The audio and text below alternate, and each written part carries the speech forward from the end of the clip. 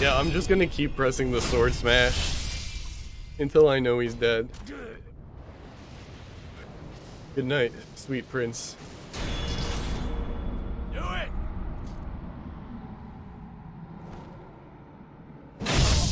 Well done, Sekiro. Ah! I beat my first Souls game. Yeah, this doesn't feel good. You know what I had to do to get here? I'm not happy I beat this game. I'm exhausted. I need to take a 1,000 year nap. Good morning. Welcome to the Ryan Brady live stream. Today is Saturday, April 16th. And today we're going to go over the gaming news. And we're hopefully going to finish Sekiro. I was meaning to finish it yesterday, but Sekiro is a very difficult game, and I was not able to beat what I think is the final boss. I still don't know, but now I'm hoping, because I spent, I think, 3 hours straight trying to beat that boss, and I could not do it. And the only other boss giving me that much trouble was the gorilla. So, hoping that that'll go smoothly today, but before we do that, we're going to go over the gaming news because it's been quite a while since I've been able to get to it. I've been busy with things like Game Swap that took place like 2 Saturdays ago, which was my first convention in a while. So it was really nice to get back to that, mostly for buying and selling retro games, and I did a lot of buying of retro games. And then the Saturday before that was Sakura Fest in DC, and that was interesting, but not related to gaming. So we're catching up on the gaming news, and then we're doing Sekiro today.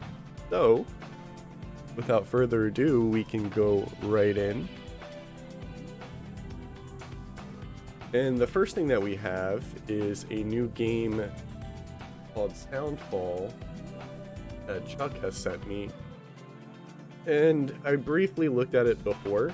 It looks cool because 1, it's a rhythm game, 2, it's a rhythm action game, 3, it's multiplayer, it's co-op, and I guess 4, it has a music artist that Chuck is into. So a lot of really cool ideas. I'm a big fan of rhythm games, and I really like that these indie games in particular are taking the rhythm game element and making like a like combining it with another genre and making a full game out of it. One of my favorite indie games in the past was Crypt of the Necrodancer, and that combined a rhythm game with dungeon crawling aspects, and it even went on to make Cadence of Hyrule afterwards. So I like this idea of, I've even seen it with an FPS. What was the name of it? There was a first-person shooter that took rhythm game elements that I do want to check out. I think there was more than one, right? So I have to find both of them. I have to figure out if they're early access or if they're out. I think it's like bullets per minute, BPM. I think that might have been one of them. But this is cool. It's combining it with like a what do you call it? Like I don't know, just a RPG exploration action game. So I like that it's multiplayer. I think it said it had online.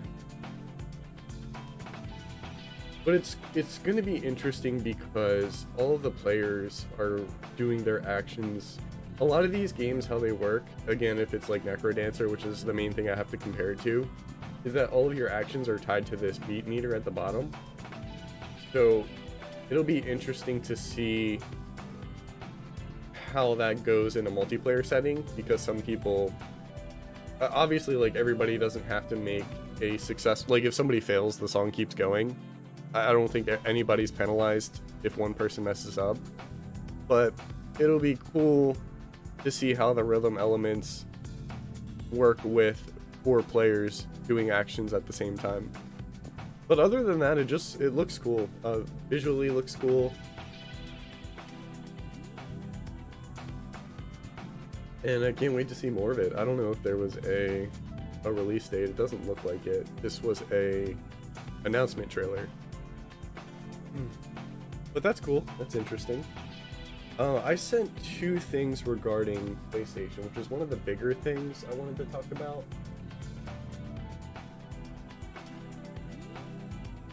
Because PlayStation is doing a new service for PlayStation Plus. So PlayStation Plus and PlayStation Now come together. Players can choose from 3 flexible options. I don't know if I ever knew what PlayStation Now was. Is that they certainly don't advertise it. PlayStation Now is a video game subscription service. The service offers cloud gaming for PlayStation 2, 3, and 4 games that can be played on PS4, PS5, and Windows. Interesting. So that's an already existing thing. Since launching PlayStation Plus in 2010, SIE has been the forefront of innovation with game subscription services.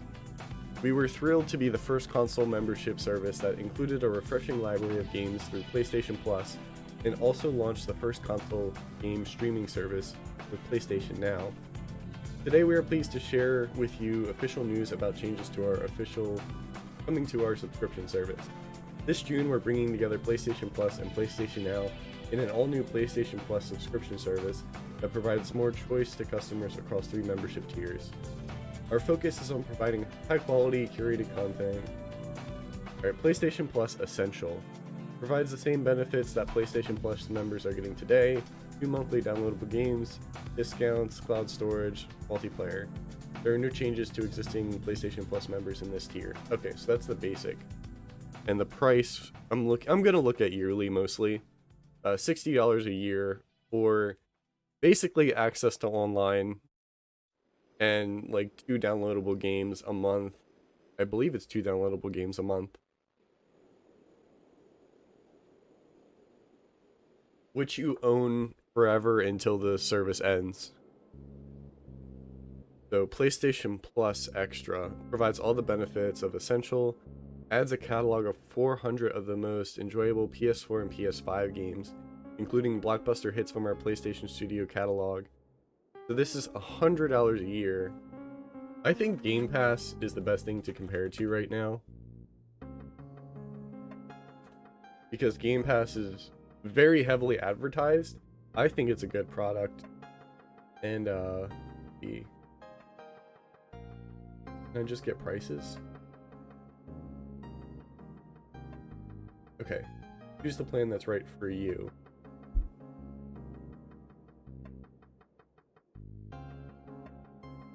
So $14 a month gets you access to console, PC, and mobile devices. Whereas, I didn't know they separated it like that. So if we do... Good morning, Bigby. How are you? I just started the gaming news. We took a look at one game, and now I'm looking at the PlayStation new subscription service. So Xbox is $168 for a year, whereas that's if you want everything, of course, PC and let's do $10. That'd be $120. Alright, so $120 versus $100 a year. So as long as I think the thing that made Xbox Game Pass so successful is the advertising campaign that they do. It's just so heavily advertised. Not only is it for Xbox consoles, but it's also for PC, so it's flexible where you could do one, the other, or both. Just woke up, fell asleep for 4 hours when I got home. Nice. So PlayStation Plus Extra is all the benefits as before. So it's letting you play online, getting 2 monthly downloadable games, and getting 400. I wonder if they're going to add and take away, because that seems to be what Game Pass does, which I don't think is the worst thing, because they still have like a robust library. But I've always thought that PlayStation has had better first-party games. So adds a catalog of PS4 and PS5, which, you know, I suppose you can buy PlayStation Plus if you're just a PS4 owner, but if you'll get more out of it if you have a PlayStation 5. Games in the extra tier are downloadable for play. Okay, And the other thing was, I just looked up PlayStation Now before this, and it was cloud gaming. This one is available for download, which I think is better. So I think PlayStation has better IPs. I think, or not I think, but $100 is cheaper than Xbox's $120 a year. And the games are downloadable, so you don't have to worry about cloud gaming like the previous service. So already that's good. I just think Xbox is so successful with the marketing. I've heard about Game Pass, how good it is. Anytime there's a new game that comes out day one, it says it's also supported with Game Pass. Even like indie developers will advertise that their game is on Game Pass when it's out.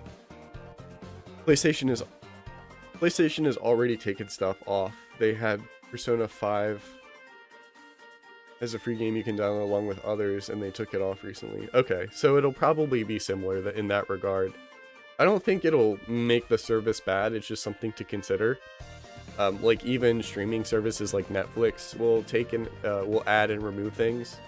So it's not a solution to like what we talked about with like owning physical media, or you know, they could theoretically shut down this stuff tomorrow, and then you would lose all the games that you have bought digitally on PlayStation and Steam, things like that. It's not a solution to that, but like I'm over like being a doomer about it, where like there's just not a solution to permanent, like even physical discs break down in after a while, they get damaged, things like that. I think Game Pass and what seems to be this new PlayStation Plus is more for the casual gamers, and that's why I really support it, because a lot of both my friends and just like, well, good morning, Chuck. Most gamers are casual gamers, like duh. I just what I think about when I think about that is just how many people I've never met or interacted with that just buy every Call of Duty release, every FIFA release, every Forza release. There's just a huge market for gaming, and like we're in the niche of that niche. So I think that PlayStation Plus and Game Pass are perfect for those bigger market casual people. It gives them access to like a wide variety of games, and they would probably play stuff that they wouldn't otherwise because they have a service that has like a large library of games. So again, just my personal take of PlayStation having better first-party games. I think this is going to be a good thing as long as they promote it and advertise it correctly. Because this is already cheaper than Xbox. It's for PS4 and PS5. PlayStation Now said something about Microsoft Windows Computer. So I wonder... I feel like they can't do that with PlayStation because they're more protective. Like, one, they're more protective, but two, Microsoft is not only Xbox but Windows, so it makes sense for them to do both, and that is definitely a selling point for them. But that's kind of like the pros and cons between the two. I work with a 19-year-old that buys every Call of Duty, NHL, Madden game. Yeah, there's a lot of people like that, and like, more power to them, but it's just important to recognize that that is the majority of people. Okay, so that was PlayStation Plus Extra. PlayStation Plus Premium, this matches Game Pass's price for yearly. So it provides all benefits of Essential and Extra, adds up to 340 additional games, including, and this is the big thing, PS3 games available via cloud streaming, a catalog of beloved classic games available in both streaming and download options from the original PlayStation, PS2, and PSP generations. Offers cloud streaming access for original Extra and Premium tiers and markets, where PlayStation Now is currently available. Customers can stream games using PS4 and PS5. Time-limited game trials will also be offered in this tier. Weird that trials are involved in that. The important thing for me, and let me actually discern which things are streaming and which are download only. It seems like PlayStation 3 is only cloud streaming, but PlayStation 1, PlayStation 2, and PSP are available for download. But this is huge. So I talked about you're getting... Man, this might be better. I hope they market this right, because this is big. if you own a PS5, I'm gonna say two people here. Person 1 owns a PS5, person 2 owns an Xbox Series X. Both of them pay $120 a year for Game Pass and PlayStation Premium. The Xbox Game Pass person gets, I think they get a lot of Xbox game. I think they, see, this is where I don't know about Xbox Game Pass. I don't know if it includes original Xbox and Xbox 360 games. I would suppose it does, but maybe they're not supported on PC. But person 2 is getting access to Blockbuster PS5, Blockbuster PS4. They're getting access to cloud streaming PS3. They're getting access to downloadable PS1, PS2, and PSP games. All for $120 a year, which I would like to do the, I think it was $14 a month. So for $14 a month, you have access to everything. And I think it's good for both the customer and the, and for PlayStation. The customer, again, because it helps casual people get into, like, whatever they want, both new and old.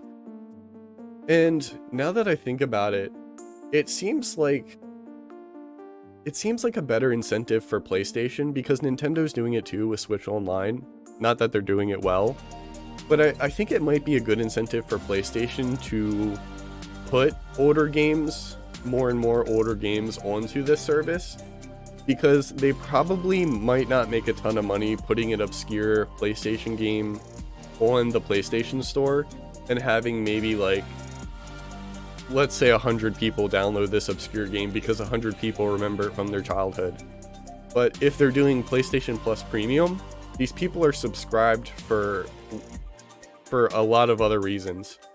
Whether it be they want to play online, whether it be they want to play PS5 and PS4 games, but now they can just scroll on their PlayStation Plus Premium and be like, hey, this obscure game that before maybe only 100 people bought, now anybody can just say, like, oh, that's just another game that I could play on this service. So maybe I'd be curious to listen in on, like, you know, how they feel about that stuff, because Nintendo's doing it with Nintendo Switch Online, but they're just very slowly, and now not at all, adding stuff to the Nintendo Online. And they just added Genesis and 64, but even those updates are slow. So I already trust PlayStation more with just adding content, you know? Xbox has always had access to older generations. That was always a big point with Microsoft, yeah. The only thing that hasn't been solved are the Xbox 360 arcade. Though a lot of those games are missing to time because those were digital only, and those services aren't like that. I don't think you can use that service anymore. PlayStation, if it isn't on their service or store, then you're out of luck. And Game Pass has about 100 Xbox. Thank you, Chuck. Okay, so it does include Xbox and Xbox 360. I'm assuming, so PlayStation actually used to sell PS1, PS2, and PSP games on their PS3 store. And you're able to stream PS3 games now via the cloud service. So it shouldn't be hard to take that existing work that they've done and add it to PS5 and PS4.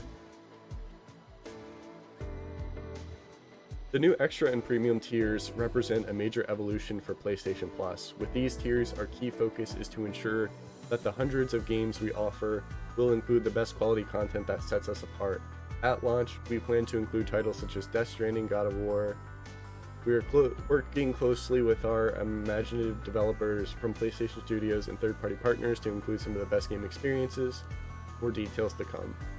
When the new PlayStation Plus service launches, PlayStation Now will transition into new PlayStation Plus offering and will no longer be available as a standalone service. That's fine, because again, I'm not in favor of cloud streaming games, and it doesn't seem like it.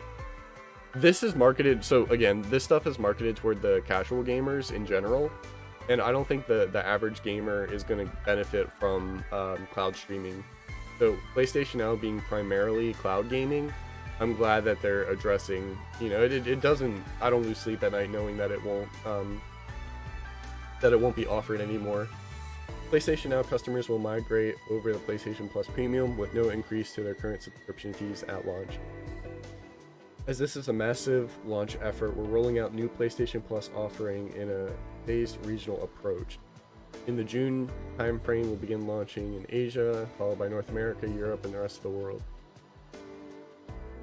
So we aim to have most PlayStation Network territories live with Plus by the end of the first half of 2022. We also plan to expand our cloud streaming benefit to add to additional markets, and we'll provide details later. Building upon more than 25 years of expertise in the gaming innovation, this change to our subscription service highlights our continued effort to evolve our network services business to match our customers' preferences. With all new PlayStation Plus, we're focused on delivering a compelling game subscription service. Okay, cool. I hope they sell all the older PlayStation games on the store. That's one thing I was really upset with Nintendo Online, because the Virtual Console was such a cool addition to the Wii, and they even brought that over to the Wii U, and you could pay a small fee to transition it to the Wii U. But with Nintendo Online, you only get access to that stuff if you pay for the service. So I feel like that was a business decision for sure to get Nintendo, because it would incentivize people to pay a subscription fee rather than a one-time fee. And I've never been a fan of PlayStation. Previously, it was PlayStation Plus. So I was never a fan of PlayStation Plus myself, because I only wanted the ability to play online. I didn't care about the 2 monthly downloadable games or the exclusive discounts, because I collect physically. I really wanted them to split that service up and make it cheaper. That way I could only pay, so it's $60 a year. Let's say it was like $30 a year just to play online, or $30 a year just to have 2 downloadable games and exclusive discounts. So it was never a benefit to me to pay for PlayStation Plus. But the way that this premium membership is now, I could see even myself, I wouldn't buy it myself because, again, I'm interested in physical, but I can at least see the value. If this adds any pluses, at least physical copies of games added to the service should drop by a lot. Yeah.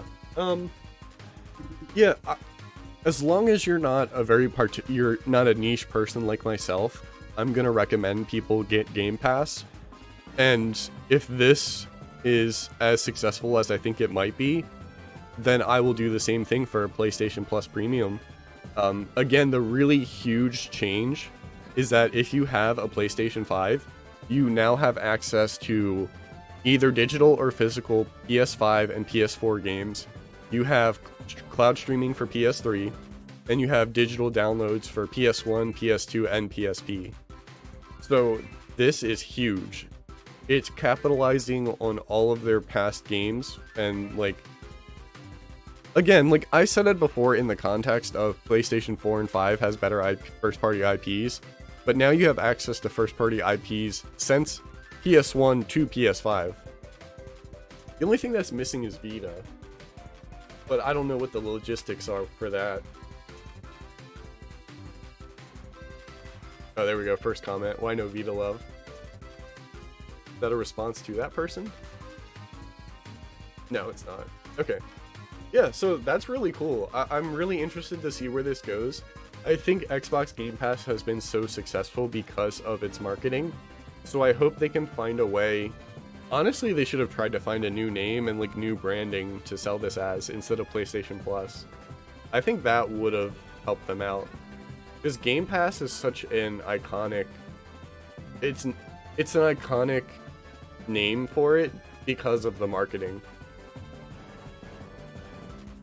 So that's my only criticism there. Otherwise, I think this has the potential to be even better than Game Pass. And then lastly, I thought I would need a strategy guide to figure out what is what, but This does a really good job breaking down the information, so I included this tweet just in case. These are the monthly fees for it, and then this is just a screenshot of what we just looked at. So, yeah, interesting stuff.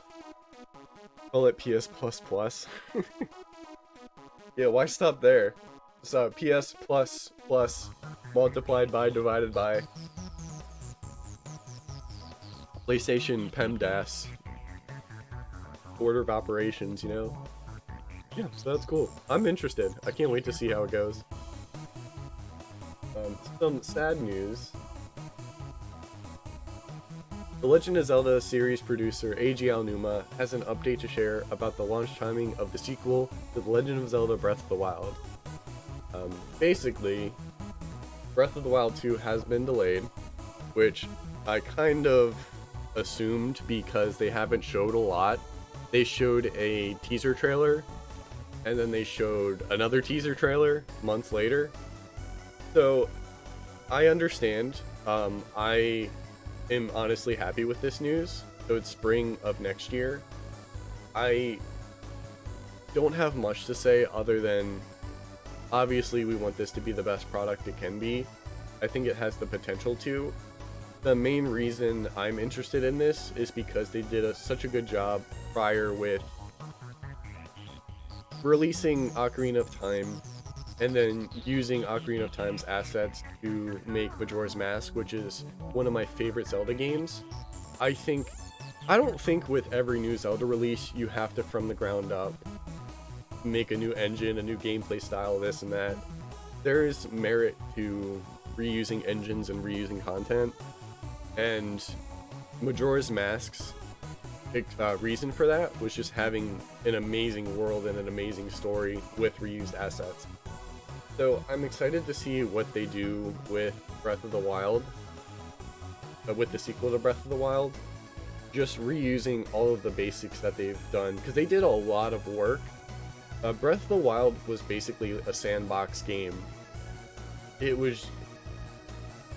it benefited the most from the Sheikah tools, from the environmental interactions, and from enemy interactions with the world and Link's interactions with the world. So I think Breath of the Wild is a good sandbox. I hope they take that sandbox and just tell an interesting story with an interesting world in its sequel. Call it a Nintendo, call it PS Plus and PS Plus U, oh boy. Remember when the new 3DS came out? And it was, can I get a used new 3DS XL plus Knuckles? That was awful.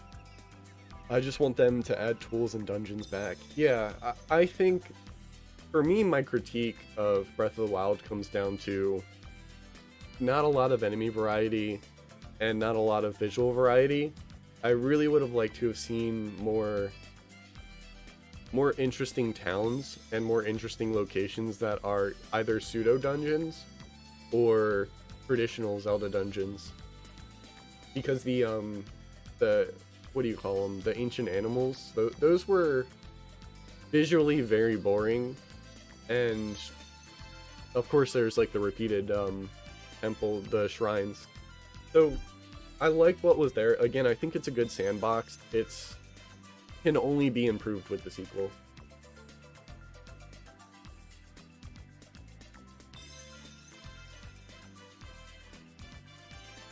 And Chuck has sent me the SMT5 soundtrack will become available on streaming services such as Spotify at midnight today.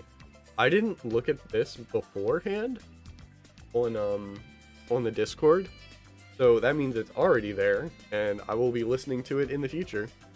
The SMT5 soundtrack's one of the best things about the game for me. I didn't find a lot to like about SMT5 other than the combat and the soundtrack. I would like to get into it one day, but in general it was just a disappointment for me. So having the music, still having new music is still a good thing, because the soundtrack to SMT5 is really good. SMT4's soundtrack is also legendary. So again, I like that Atlas and now Square have probably been the biggest that I've seen put all of their music on Spotify. So check it out if you haven't already. Even if you didn't play the game, there's a lot to like with the soundtrack and the combat. Alright, and Big B, you sent me this because we've been talking about 3DS games a lot, given that the shop is going to be closing down soon. Fragrant Story, a strategy RPG inspired by 90s titles, drops on 3DS in 2022, digitally and physically. Digitally, not for long. So this is a brand new game. I feel like I've heard the name Fragrant Story before. Let's see. There's nothing quite like a new game coming out for a console with one footer in the grave. Fragrant Story, a strategy RPG. Is it only for 3DS game? Only for 3DS? I wonder if it's on Steam already or something. Mere months after it was announced the 3DS eShop would be closing next year. Its title clearly a riff on Vagrant Story. Okay. That's why it sounds familiar. But it's a brand new title. The game's development is headed by William Cage, in charge of nearly everything from pixel art to the game design, but also has some help from legendary talent Hitoshi Sakimoto of the original Vagrant Story, Final Fantasy Tactics, and countless more. Okay. I thought this was like a small project, but it includes somebody who worked on Vagrant Story.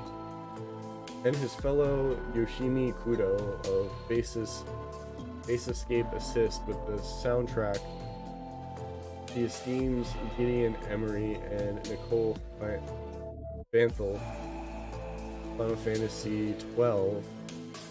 But it's got some good people lined in it. Why is it only coming out for 3DS? Can you riddle me that?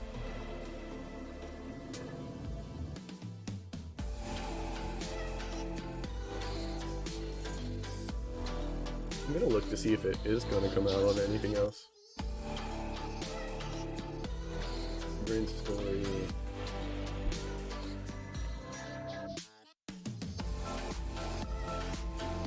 Yeah, only 3DS.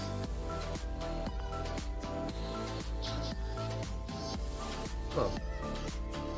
I thought maybe they'd at least, I mean, I guess it is hard to make games for 3DS and port them elsewhere, given the hardware. April 21st, so in a week, I think. Pretty much, less than a week. Interesting. This is the game that keeps on giving as far as DLC goes. So I looked this up too.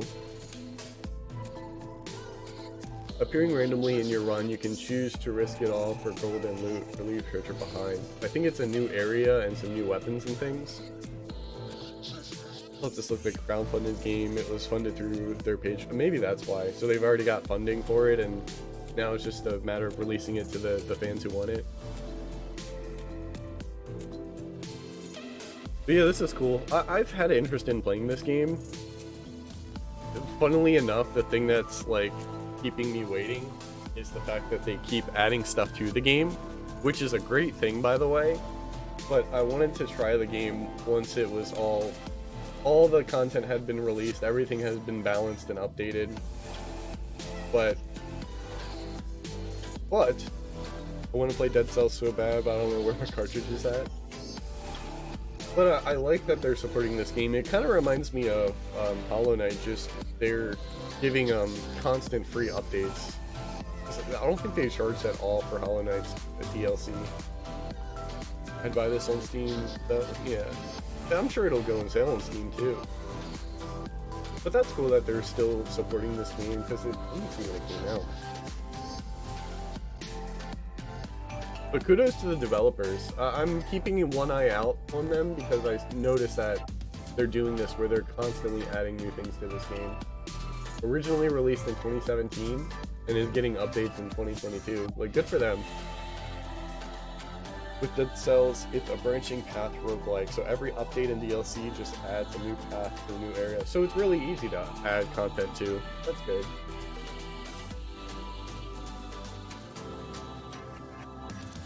And then Chuck sent me Hyperlight Breaker. I think this year we're gonna have to stream Hyperlight Drifter. But this looks really interesting. Let's get through this real quick.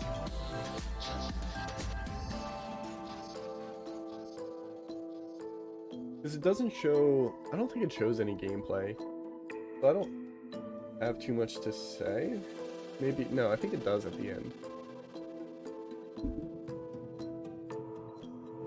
But I haven't played Hyperlight Drifter. I bought it, so I own it, and I can stream it whenever I decide to. I really want to play their second game. I forget the name of it, but it's the 3D... Did they show? Yeah, they showed this at the end. But nothing other than that. The Steam page I'm looking at on the side here has some screenshots. Planned release 2023. This is Art Machine. Solar Ash. I really want to play Solar Ash. I've heard people are kind of mixed on it, but I really like the game's aesthetic more than anything else. So I'm really interested to play it just to look at the environments, and I do like I don't know. I just don't know too much about it. I'm planning on getting it once they do a physical release for Solar Ash. Some people call it a mix between Solar Ash and Hyperlight Drifter. Well, there's no article talking about what's been announced for this game, has there? Hyperlight Breaker? Because this trailer doesn't show me anything. It just tells me that they're working on a sequel. Wishlist on Steam. There's a website here. Let me bring it over.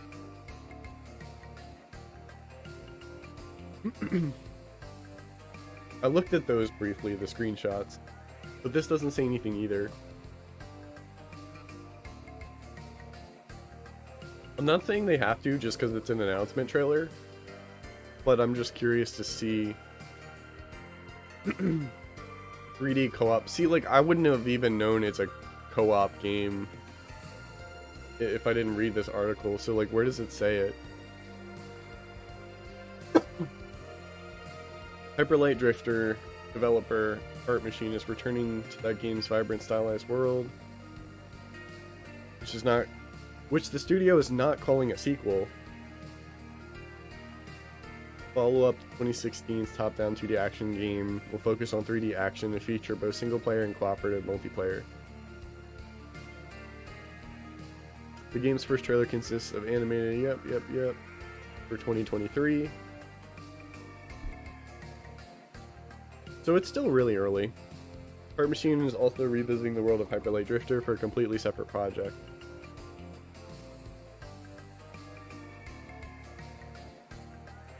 Whose game adaptations include Netflix Castlevania, upcoming series based on Devil May Cry. This is...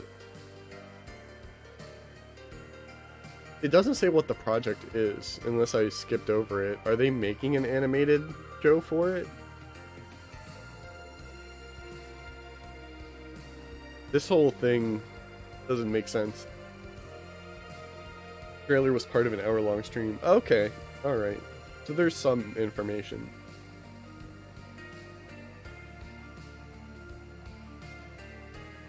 Oh yeah, E3.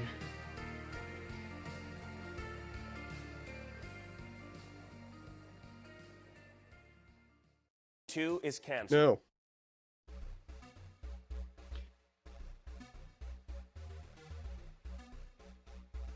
After previously canceling its in-person E3 2022 event, the ESA, excuse me, they're making an animated series for Netflix. Okay, that's cool.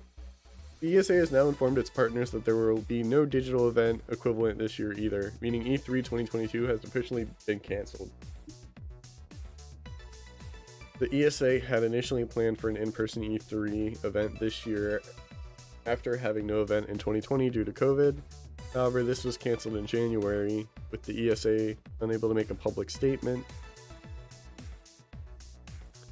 According to sources speaking to IGN, discussions around E3 had been fraught throughout the year, with third parties normally involved finding the ESA's ongoing silence regarding their plans frustrating. Weird. Yeah, let's skip to that. ESA has shared an official statement announcing that E3 will return in 2023 with a reinvigorated showcase. We will devote our energy and resources to delivering a revitalized physical and digital E3 experience next summer. Whether enjoyed from the show floor or your favorite devices, please look forward to 2023. Okay.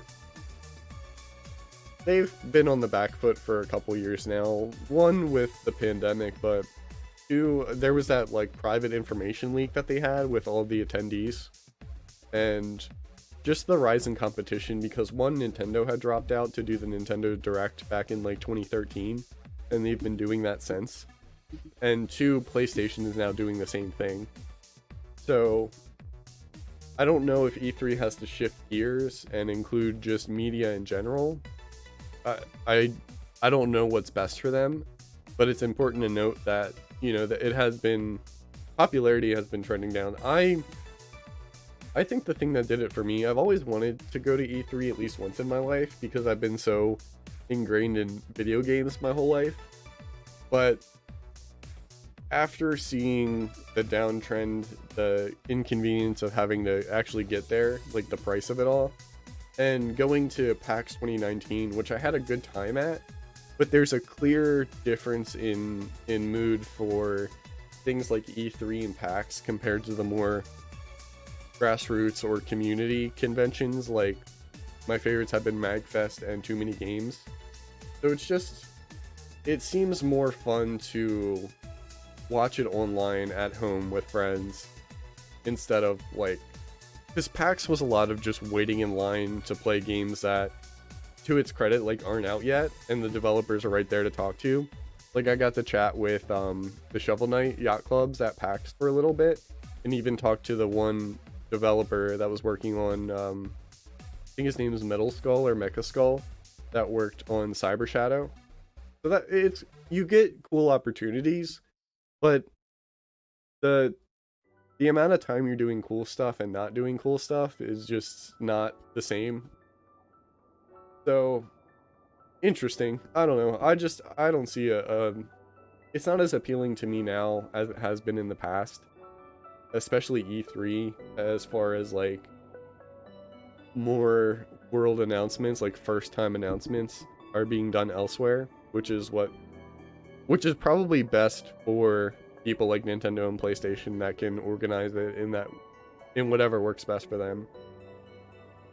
So I don't think E3 would ever go away, but it's certainly not what it has been, and it needs to shift gears in order to like find something what it needs to do. Maybe it just becomes like a tech media convention rather than like one focusing primarily on video games.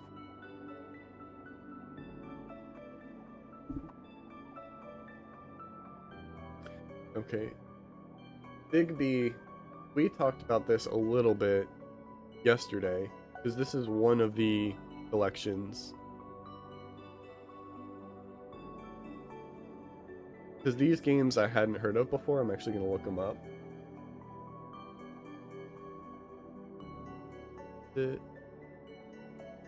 musical adventure.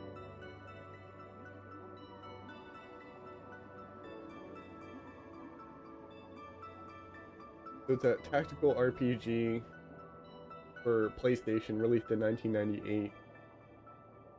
And Igby was saying the benefit to these collections are they're more than one game in the series, and they've just gone up in price. So the fact that they're putting them on multiple collections digitally is giving people access in order to, you know, just make it more accessible. So this game was originally PS2. Tactical role-playing game for PS2, released in 2002.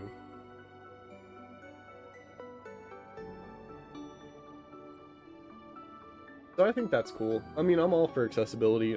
I am not in front of a lot of these like deep cut Japanese games, but it's cool to be like see them in passing and then have somebody like Big B come and show me this stuff so that I can see that something that may be obscure to me is making it accessible. So you can see here it's for Steam, for Switch, which already having it for PC, great. Having it for Switch means that you can now play them portably, which is neat. So I'm always going to be a fan of that. Even if I've never heard of these games, now I know about them. These games are expensive, so this is a great way to get them without breaking the bank. They're also really fun games. Yeah, that's awesome. I think we did 2. Let's do the Rivals. And then the Rivals 2. Do that together.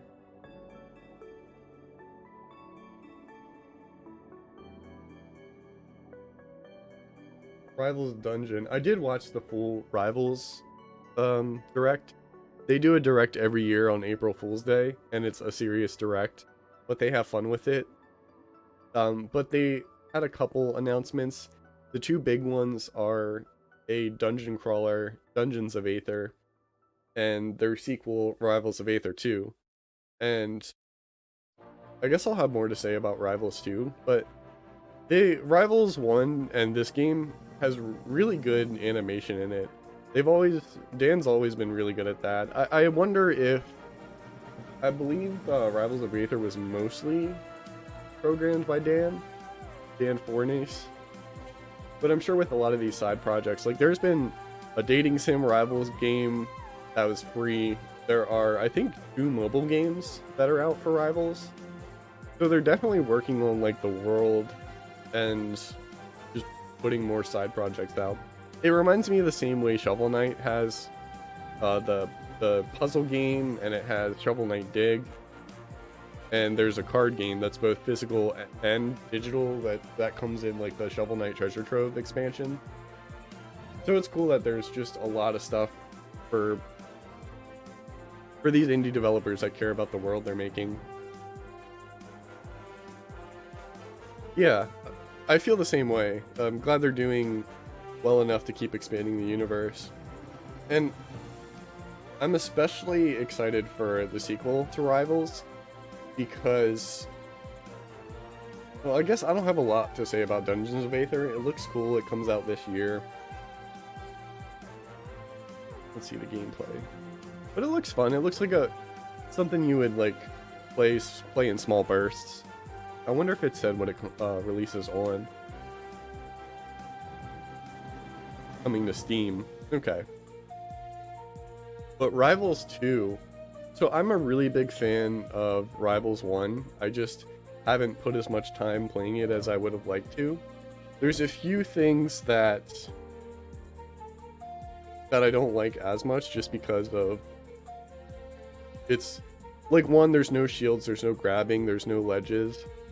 It's less like Smash Brothers, but I don't think it's like that in a bad way, because I think there are definitely things about Smash that you can change and make different or better.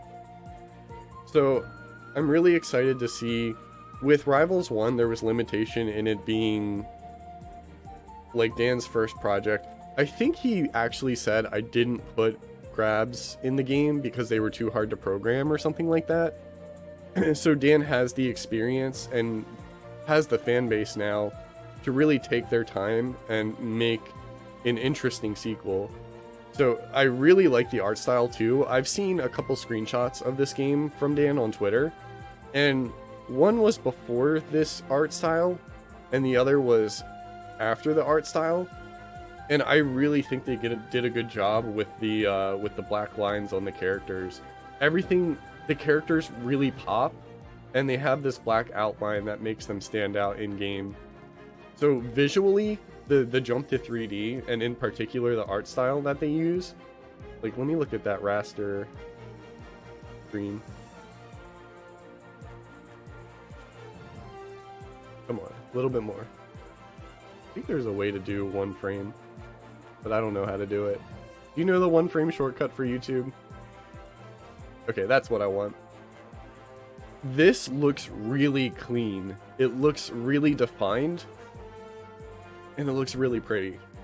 So the game in motion and the game in a single frame, I think they did an amazing job with the shading, with the black lines, and with the vibrant colors. It's really clear where these characters are. So visually, I'm excited for this game. Mechanically, I'm excited for this game because they're able to add ledges and they're able to add grabs, shields, things that shake up the combat a little bit more than Rivals 1's parry system.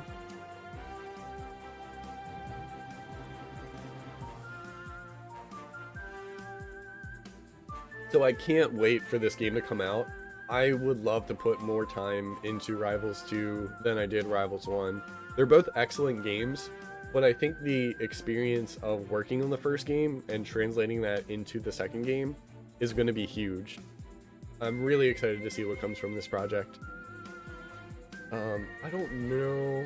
So 2024, so we still got ways to go, which is sad, but hopefully, I hope that they do betas at some point. I would love to try this game out in beta. And then it shows off mechanics, like they show off the ledge, they show off shields. You can actually be pushed off and fall, like it showed here. So there's mechanics in the game that are already being shown off. Being shown, not really like explained what they are, but like I said, it'll be cool to see where this goes.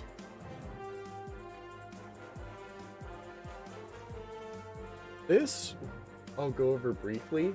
I did watch the whole thing, and the gist of it that I got was Unreal Engine is moving to Unreal 5, and they've already shown it off in the Matrix demo, which I hadn't seen anything about. But the main things that I've seen are the fact that they're making it really easy to procedurally generate environments. They're making it really easy as like a community aspect to find and use assets. They're making it really easy to even scan in objects. I don't think I have time to go over each thing individually, but they talk about a ton of people having support already. They talk about the Matrix. And yeah, so this is just using the tools within the game to create different worlds and change these worlds. It's honestly, it feels like if you've ever done Halo Forge and something like Mario Maker, I feel like the benefits to Unreal 5 in the way that this video was advertised, because I'm not going over it in detail, I'm just going to put it in chat if you haven't seen it. It's worth watching. I think it's really interesting. I don't have much to say from a game developer standpoint because I'm interested in playing and, you know, critiquing games more than I am making my own.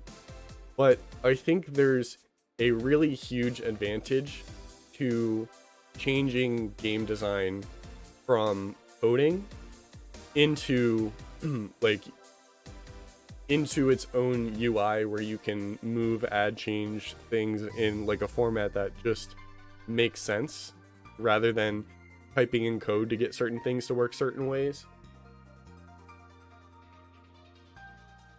And Unreal 5 definitely seems like it's trying to make that happen. Gary's mod is another example. Tell me this parts of this interface don't look like Gary's mod. It's cool. So instead of having people who know nothing about coding that want to make games that can't do it, it's cool to change game design into something like Mario Maker, Gary's mod, or what was the other thing I said? Like any of that stuff. They show off a free to download, free to play shooter, and Halo Forge was the other thing. This reminds me of Halo Forge. So you can use Unreal Engine 5 to take the basis of something and just add, remove, change lighting. I think that if this is done well, it's going to be really big for people who want to make games. I think the other benefit is cost and time, because they're giving you a lot of preset tools.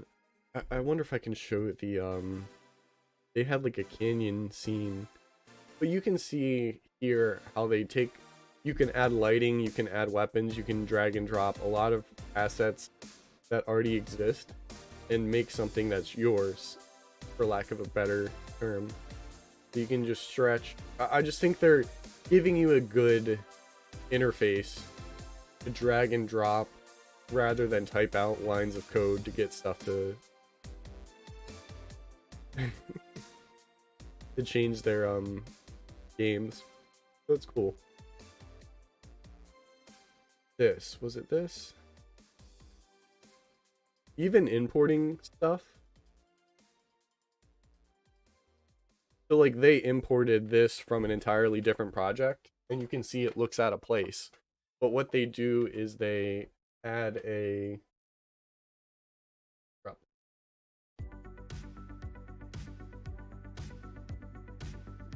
What they do is they drag and drop like a white paint onto it, and instantly within Unreal Engine 5 it's now like closer to the environment that it's supposed to be matching.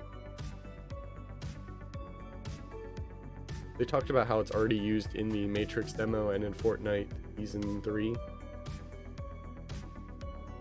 But a lot of small teams are going to be able to use the resources within Unreal Engine and be able to make some really beautiful stuff.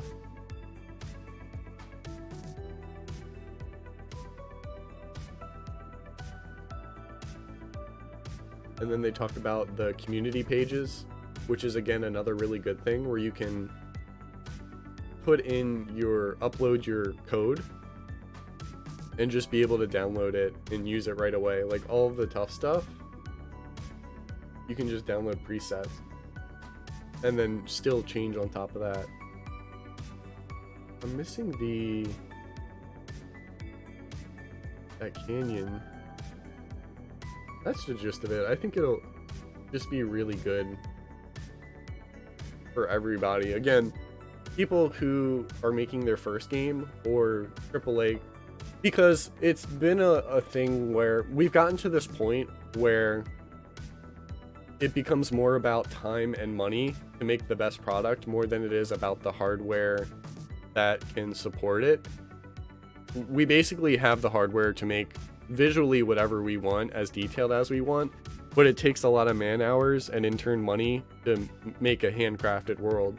So Unreal Engine 5 is giving players the assets to make these big environments, but make them as easy as possible. Even a ray tracing is like a new tool that people can use, because before you had to manually make lighting for every environment. Now you can use, while it takes more processing power, you can use the computer's engine to simulate light. And that is a really nice way that we have made the process of creating things easier without the ability to, without making the work harder. So I'm excited for something like this that makes the work of procedurally generated buildings, canyons, things like that easier, so that we can focus on just making good games. Maybe I missed it. That's the last thing I want to find before we move on.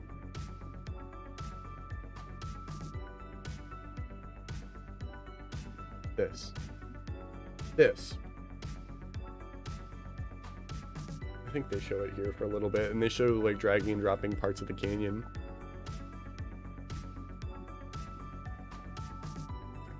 So this all right here are, you can see right here that they're made, these are every single triangle that makes up these environments. Very complicated things that would take a lot of man hours to do on your own. But with Unreal, you can drag and drop different parts and procedurally generate it. Like that looks gorgeous, and it doesn't take a lot of work to put together. I saw one thing, maybe there was one last scene for it, but then that's it. Then we're done. It just showed them sliding part of the mountain in and making it look...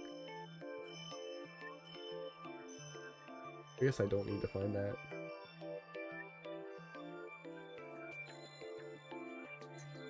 Alright. Kingdom Hearts. A series that I still haven't played, but an announcement for Kingdom Hearts is always a big announcement. This talked about two new phone games and the release of Kingdom Hearts 4. I think this is already an existing game. I guess I'm not the right one to talk about this stuff, other than I've seen the mobile game and it's super like pay to win, and it has to do like, and it's canon to the story. So the previous mobile game that's already out, I think it looks like this. I do not like this art style. It looks ugly, first of all, but I was wondering, like, we have the technology, like, if you're gonna make a Kingdom Hearts game just on the phone, make it look like, I think Near Reincarnation is probably the best example visually.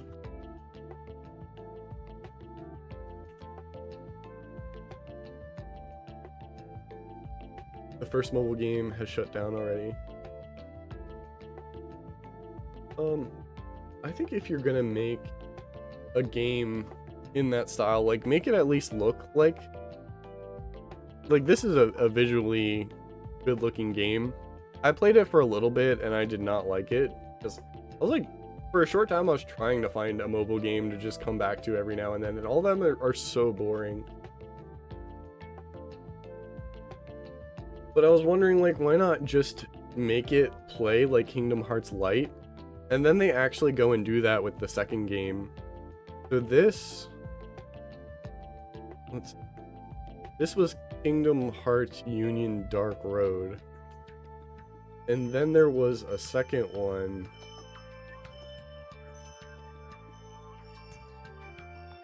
Just realized that AFK Arena art style. For whatever reason, they threw most important plot points in the mobile game. Yeah.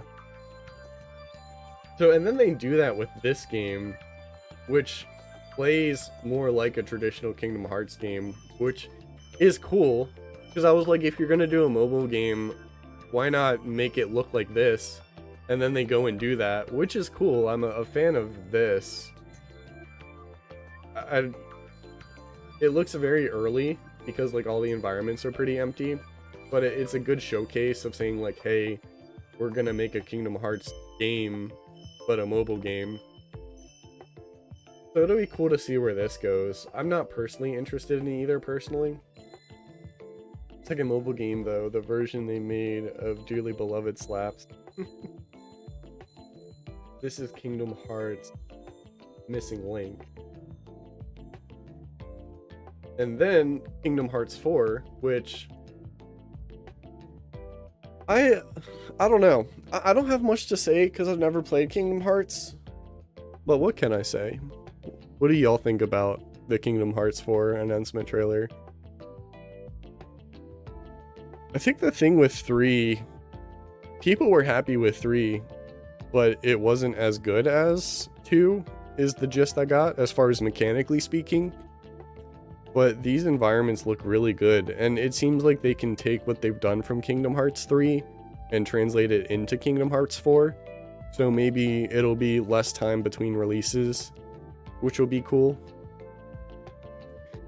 One of the Kingdom Hearts equivalents of the Final Fantasy Distant World shows literally features story stuff.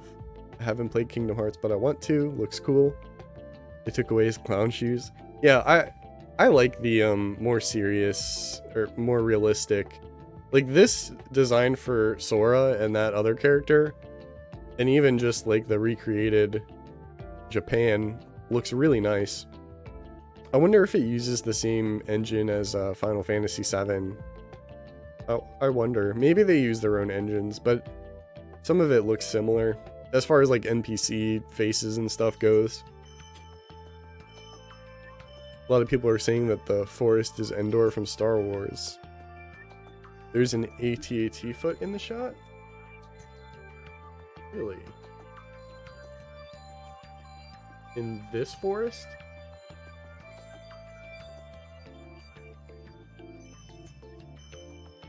It would be weird. Not in oh, yeah. I think I saw it. It'd be weird for them to include Star Wars, but I mean, it is Disney. That probably. Hard to tell. That girl with the red hair, she's an important character in the mobile game, but if you haven't played it, you'd never know. They did that way back in Kingdom Hearts 1 and 2 because the Game Boy Advance game had important parts to the story in it. They're wild with Kingdom Hearts. I'd be stressed out if I was trying to get into the series.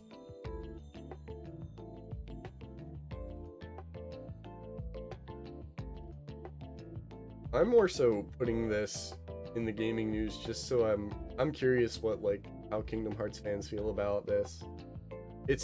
My understanding is that Sora died and now he's in this, like, real world, which was hinted at with I think the like an optional super boss in Kingdom Hearts 3 that was on top of 106 Tower. The GBA game got a PS2 remake, right? But at the time, that was after the original. So, like, retroactively, yes, you can play the PS2 Kingdom Hearts 1, then the Game Boy Advance PS2 game, and then Kingdom Hearts 2. But back then, you had to play the Game Boy Advance one.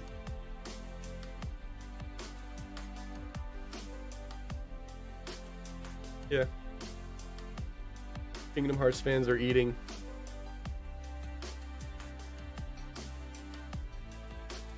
I was waiting for this.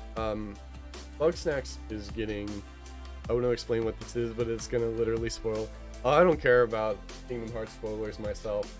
I've watched countless, and I mean countless, gaming commentary, gaming essays, things like that on YouTube about the Kingdom Hearts series, and I still don't understand all of it. So you can explain it to me, and it still will go in one ear and out the other. But I've been wanting to play Bugsnax. It was going to be one of the first games I streamed this year, and then I saw that they were doing a big update for it. And it said Q1, so I was going to wait it out. I didn't realize it was going to be basically the beginning of Q2. But that's fine because we're doing Sekiro, we're going to do Pokemon Coliseum, and then I want to play Bugsnax. But this seems like a really fun casual game with some more heavier storytelling, and the best time to play it is after this big update goes through.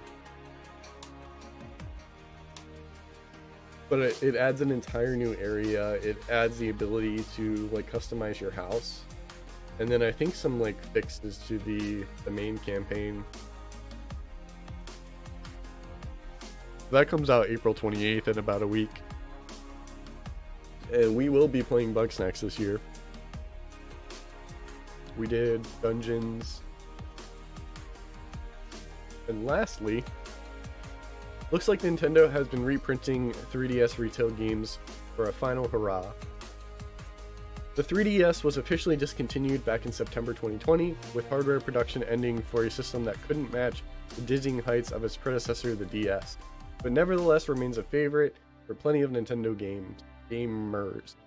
There are definitely a few members of the 3DS fan club among our staff. Though the only remaining hardware to buy will be legacy stock, we received an interesting tip from community member Hikuri, highlighting that there appears to be various games getting reprints in Europe in recent months. As you can see in some of the tweets and images below, there are notable indicators of their reprints for 2021. One sign is narrower game case. Quite a few hard-to-find 3DS games appear to have received reprints in Europe within the last year. Dragon Quest 7-8, Fire Emblem Awakening, Bravely Default, Majora's Mask, Devil Survivor 2, Stellar Glow, Robobot, Luigi's Mansion Remake. Cool. I still need to get Kirby and some other games. That's good to know. So he died to turn back time, and stuff happened that sent him to that world.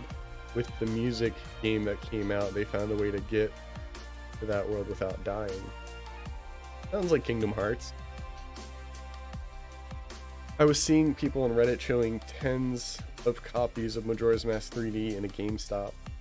That's good. I'm glad they're doing that. Especially, there's a lot of good 3DS games, and I really don't want those games to go away, you know? The 3DS started out slow, but really became a good console. It's hard to beat the DS, but the 3DS did really good. I'm really happy with the console as a whole.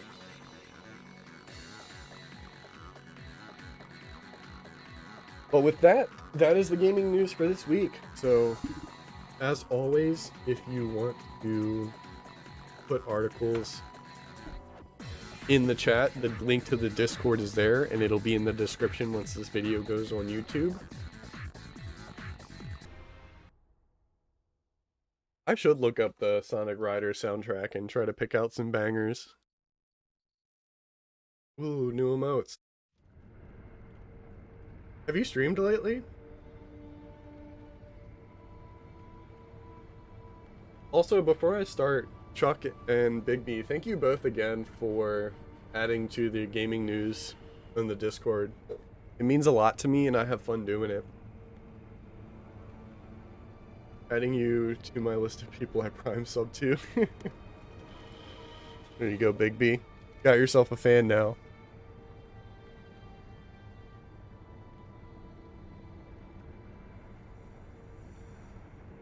Alright, I had trouble with this last time. Mainly the second phase of Ishin.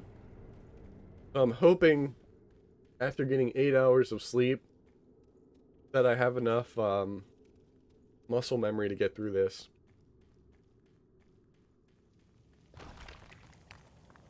Nah, OBS updated and it ruined all my scenes. Ugh. Thankfully that hasn't happened to me yet. I'm trying to rework it between Sekiro and Pokemon Coliseum, so they'll look a little bit nicer. Because if you've seen the starting screen, I want to add that to all of the screens eventually. I will restore Ashina to glory.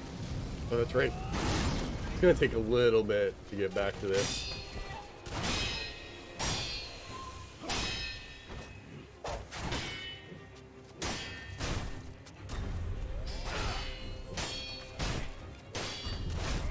Oh, yep.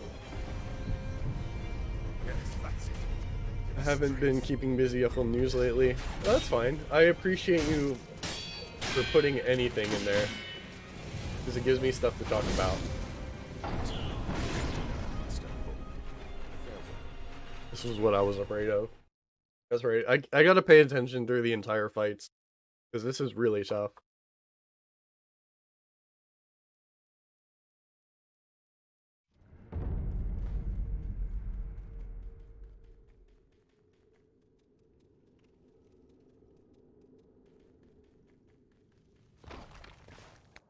Thankfully, once I do get back in the swing of things, Genichiro is really easy. 1, 2, to the side. 1, to the side. 1, 2. I guess I just keep going. 1, 2. 1. And in.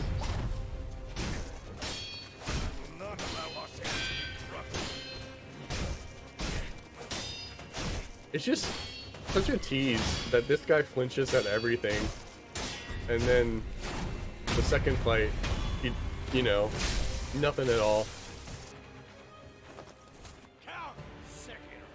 Alright, let's see. That's in. Oh no! He's so fast.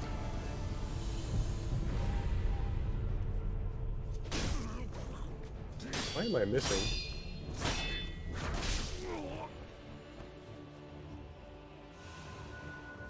Try this again.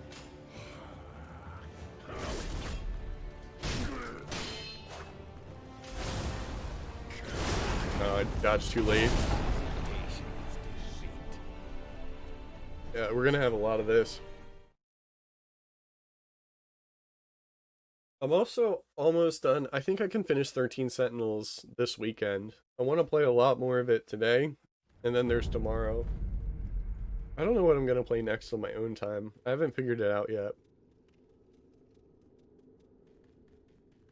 So far, Sentinels is just really solid. Nothing particularly stands out to me yet, I will restore but it's Ashina really to solid. glory.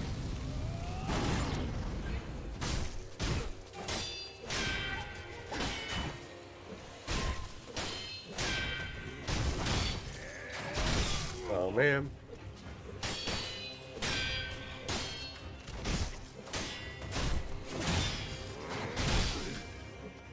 I should have waited. Yes, that's it. Your strength. Not allow Ashina to be crushed. I forgot that's an up swipe. Farewell. That Rhapsody game is also different depending on which version you get.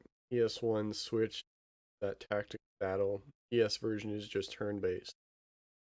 So the DS version didn't get a different port that only on the DS.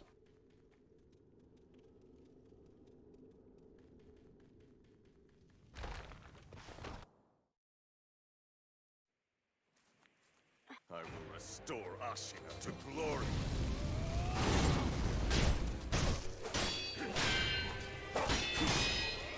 Oh, jeez.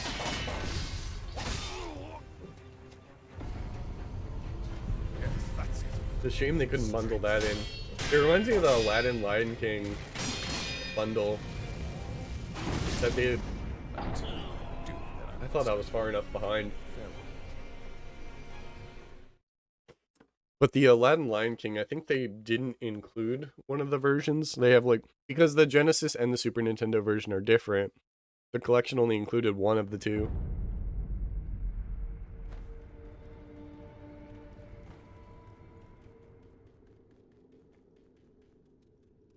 I did not want to have to relearn these fights.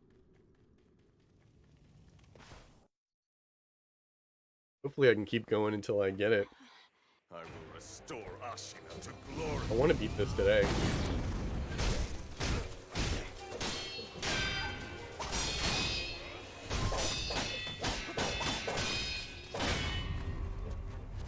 Don't roll. Show me. Not allow Ashina to be crushed.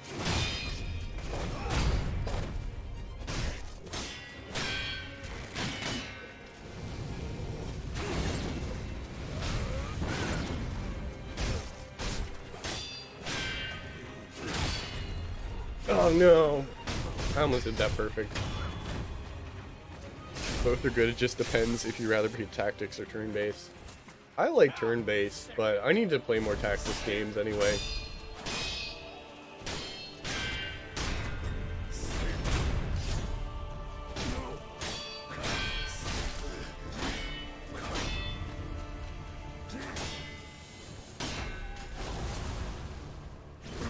Oh, that's not the attack I thought it was.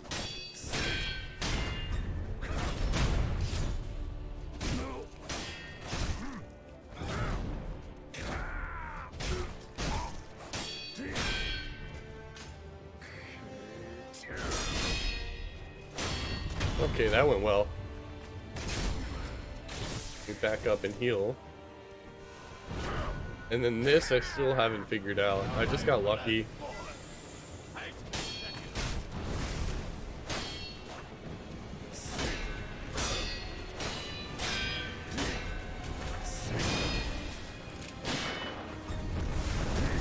Ooh, okay. Finally I got over that.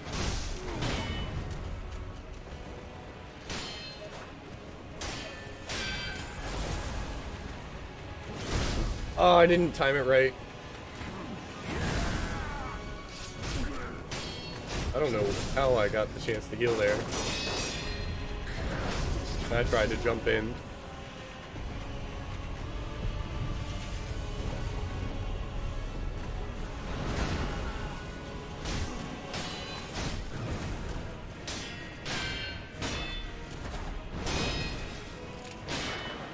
Okay.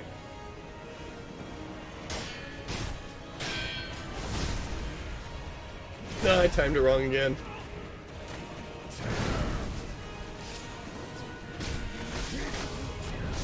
So when he starts with his spear, that's when I need to block. I got a soft spot for tactics games. Super happy I can eventually get all the Fire Emblem stuff. Yeah, for sure.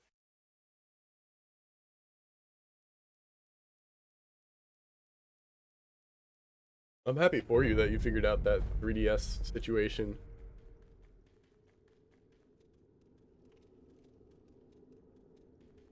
I think I got this. I think we can do this today.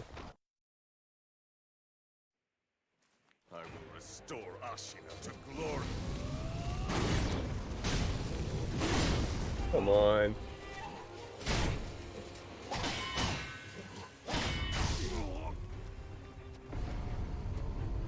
Yes, that's it. Give strength. It's so disorienting fighting two separate enemies.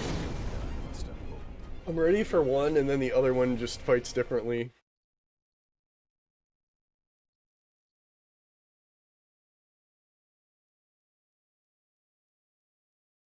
My fault for not getting my head in the game. If you want some channel updates, I think I'm going to start working on my next video soon. I have the script written out. I just need to do the recording and editing. And then I have most of the next one done. Most of the next script done anyway. Ooh.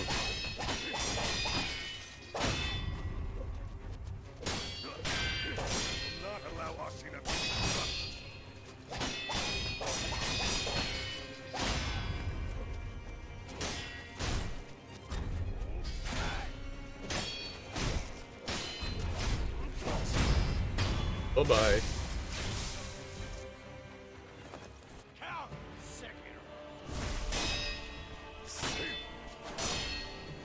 That's my in.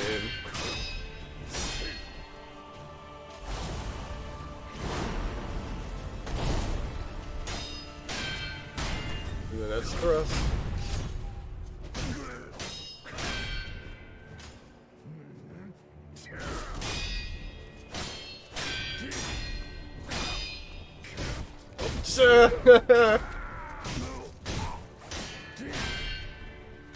This is good. I think I need to get some hits in before that attack. Like always now.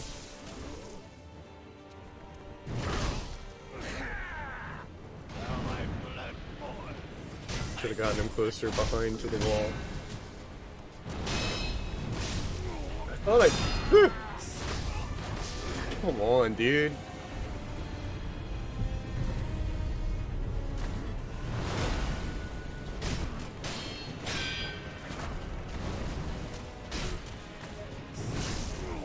I'm trying to block, I am.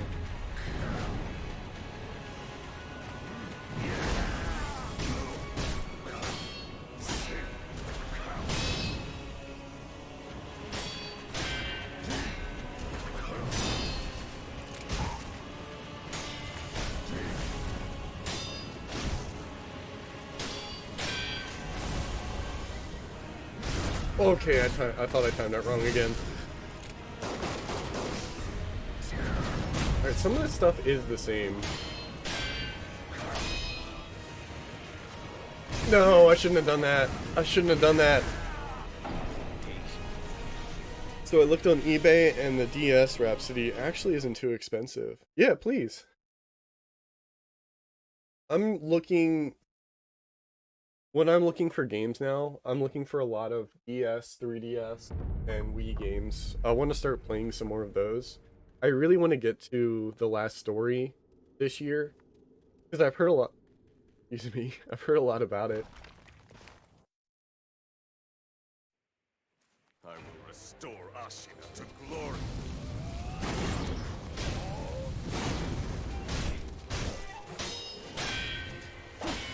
I picked that up on Black Friday of last year.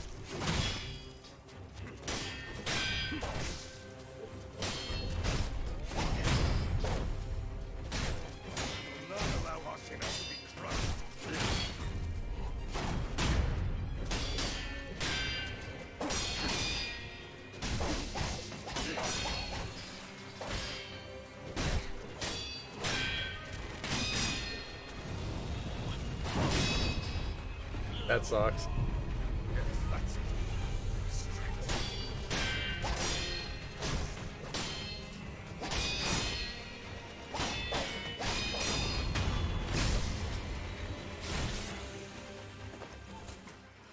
Count Sekiro. What if I don't wanna?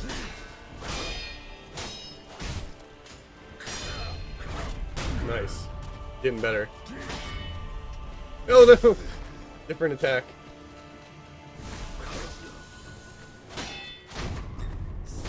I tried to dash in.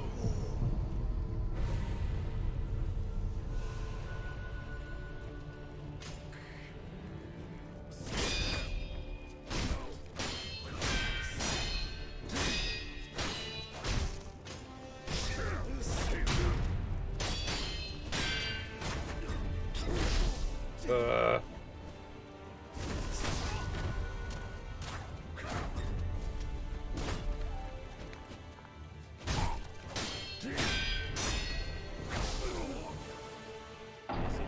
Ah! That whole fight felt really bad. Sometimes it just clicks. Sometimes I get that. And it just feels bad.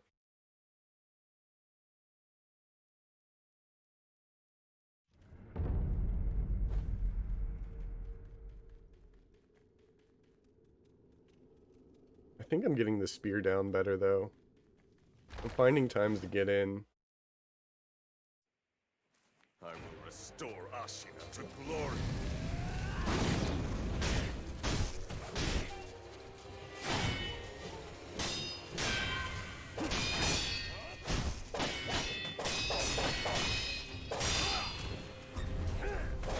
Okay, I thought I was too early.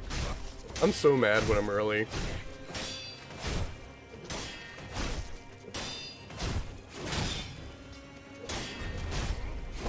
I dashed in, but okay.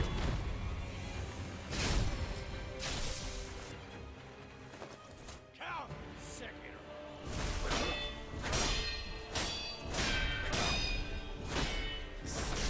I tried to block that.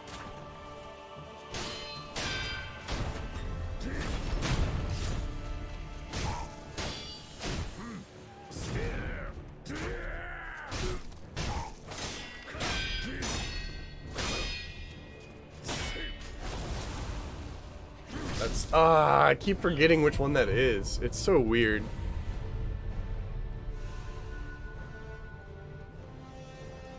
No, all of your posture is back.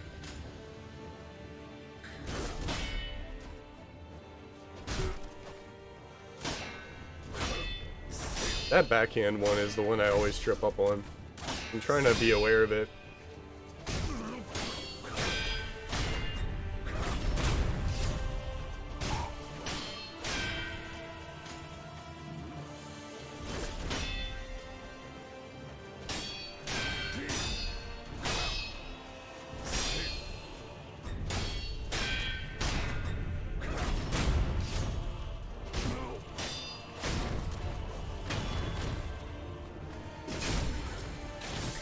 Don't feel good about this, but it's what I got.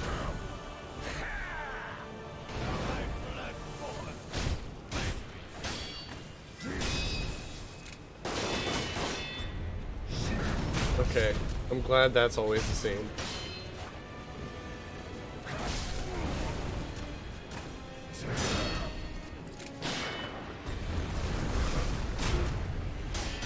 So after the gunshot, I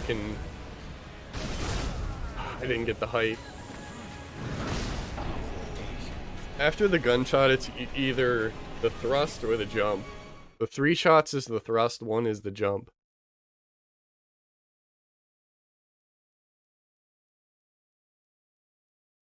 Let me check Discord.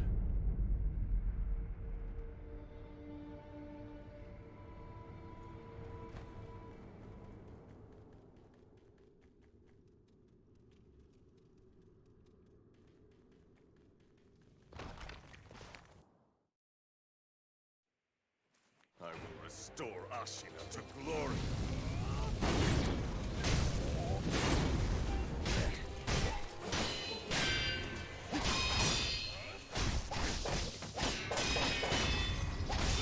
Wow. This game sucks.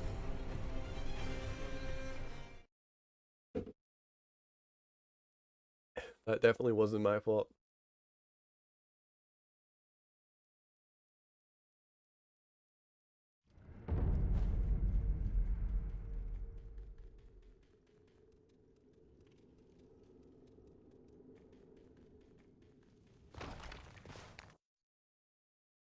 I just want a quick retry button. That's it. Restore Ashina to glory.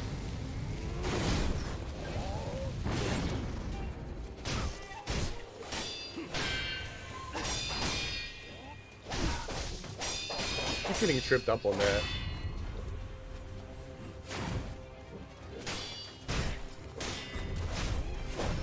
Allow Ashina to be crushed.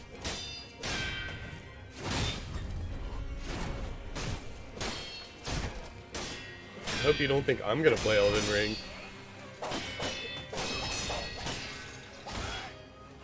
That's not happening.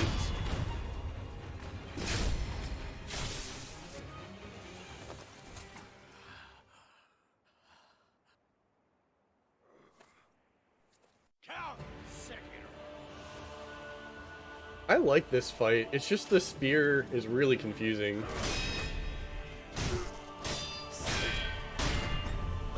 Like, this first phase makes sense to me. It's just I mess it up sometimes. But everything about the moves makes sense.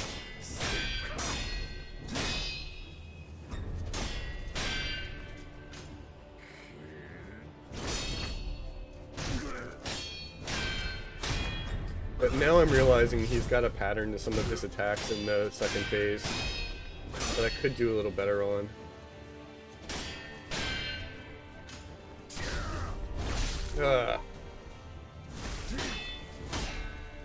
Ah, the backhand! The backhand! I'm always not ready for it.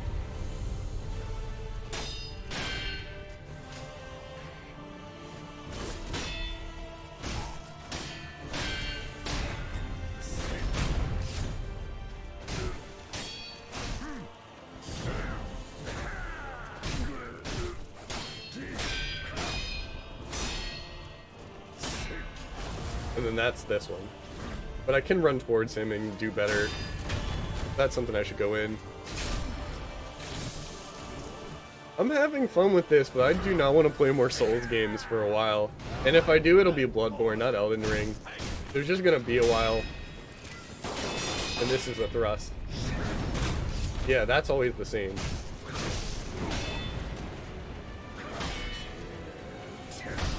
I thought I dodged, but... Ah.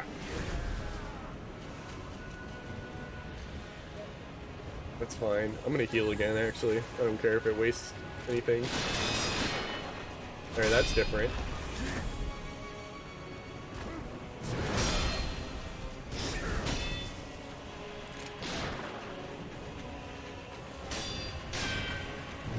I should have jumped in. Let me get out again.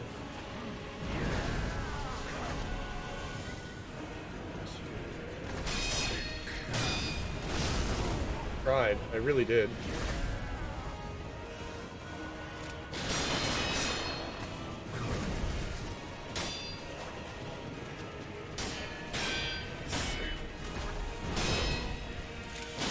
And this is jump. No, it's not. It's different. I thought it was the same.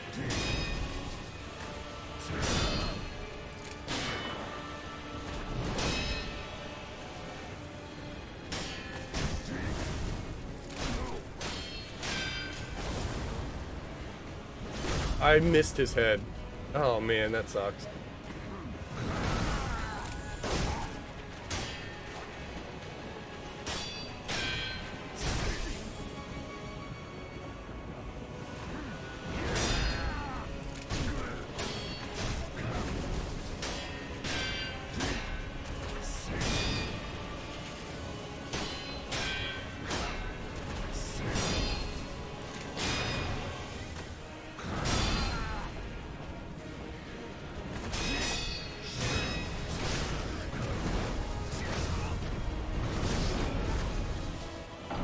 got stuck on the ground. What I like about Elden Ring that isn't in the other Souls games is that if somebody is giving you trouble, you can just do something else. Yeah, I like the linearity of this and maybe the other Souls though, because then I get more questions in my head of like, in this game it's like, this is the next boss, this is where I need to go, this is what I need to do next. But in Elden Ring, I would have more questions like, am I a high enough level for this? Do I have the right equipment for this? Or like, am I here and I'm just bad? I like knowing that I can't beat this boss because I'm not skilled, not because my level's not high enough. And especially in this game, you only get the sword, so all the battles are very frame dependent on the knowledge that you're using this sword. Not that like, you're using a great sword or two small swords or a sword and a shield. So that's why I picked Sekiro. That's why I feel like I would like this better. And I thought this was going to have slightly less RPG elements, and it kind of does, but it's still got a lot. I really love the... Hold on, no talking. No talking, only focusing. Nice. Nice.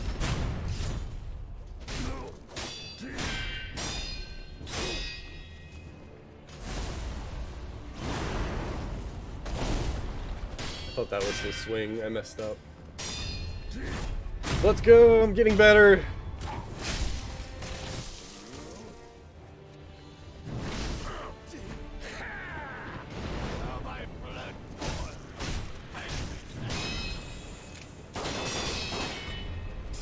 That's the thrust, of course it is. Messed up.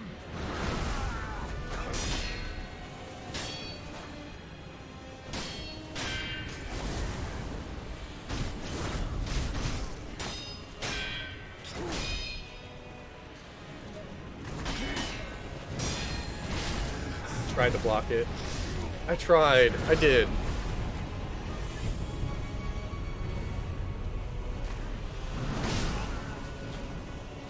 I hate that.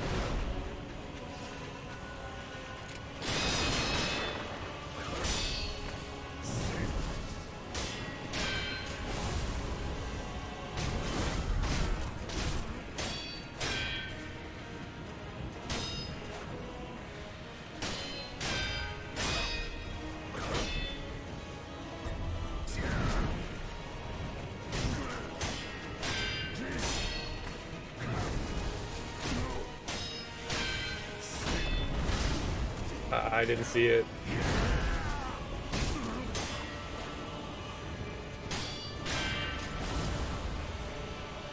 Whoa! Okay, I thought I messed up again. No.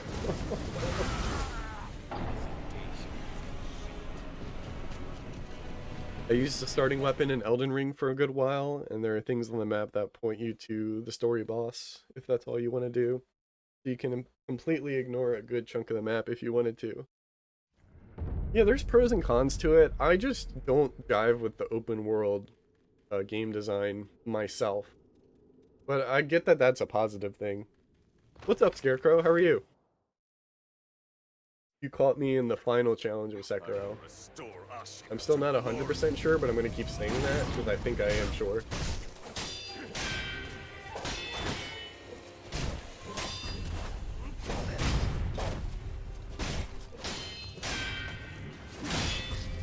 Ah, that's the thrust.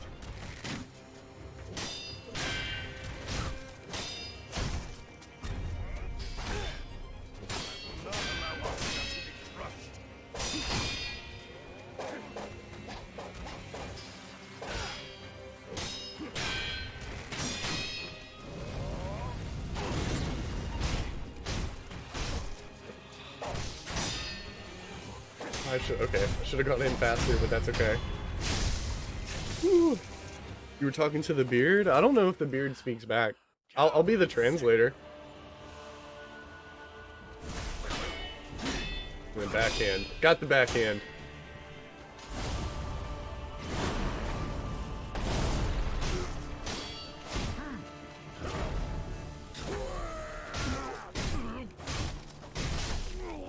Got greedy. Now I gotta reset, which really, really sucks.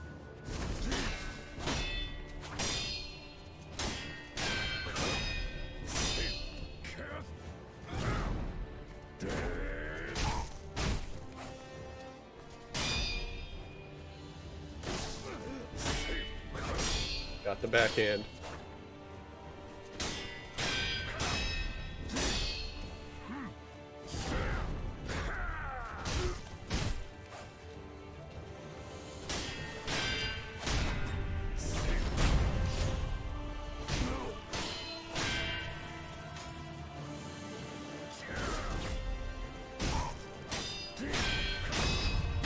Okay. Woo!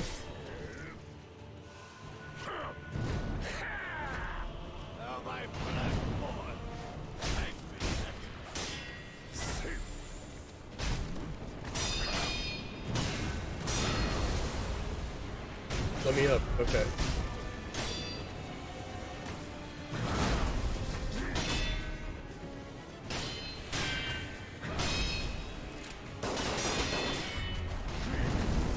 Oh, I'm glad I called that. I didn't call it right. I reacted right.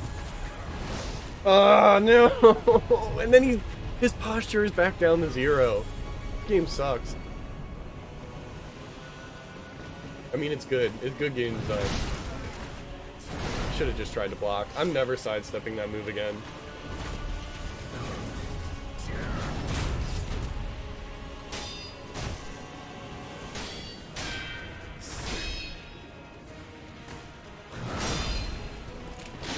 And then this is nothing.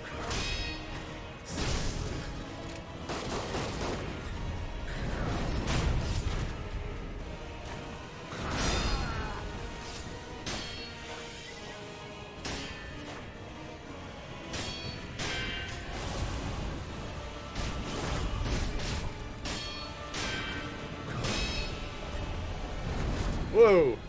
Freestyling again.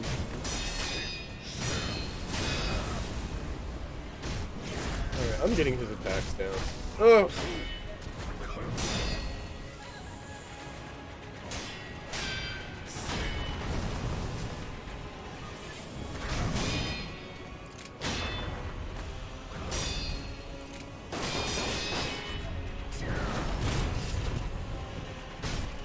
Give it to me!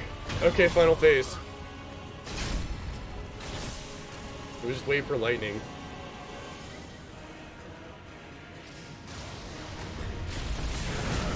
Oh, I missed it.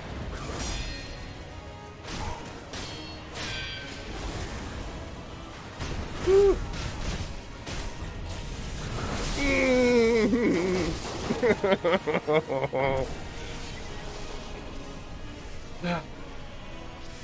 It's not jinxing it. I know I was gonna die. If the results are I win or I die, I feel comfortable saying I'm getting better and then resulting in dying.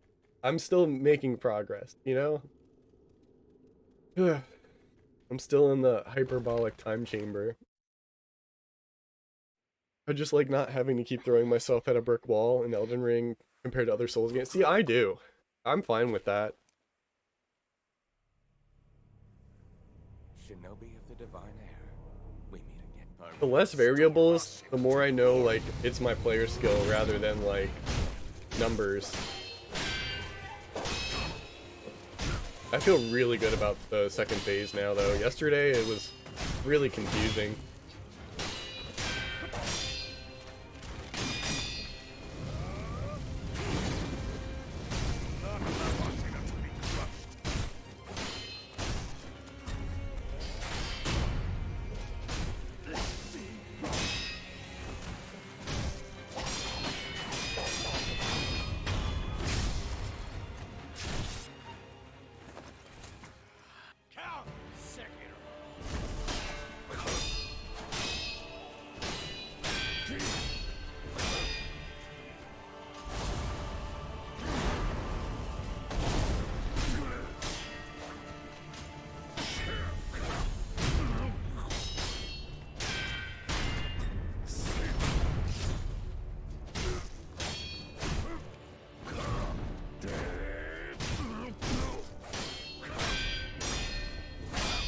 Backhand? No backhand. Oh, it's too late. Oh, that sucks.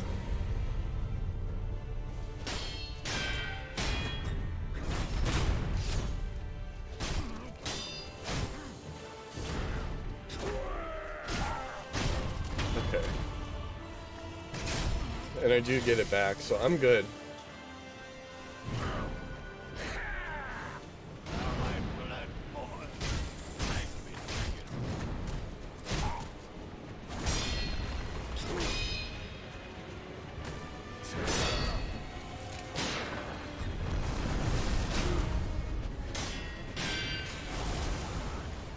I messed up again, but okay.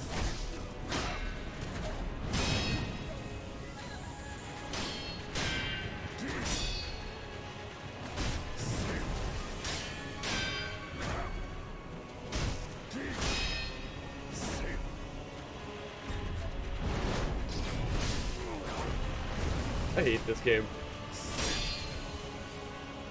I countered into him and went around.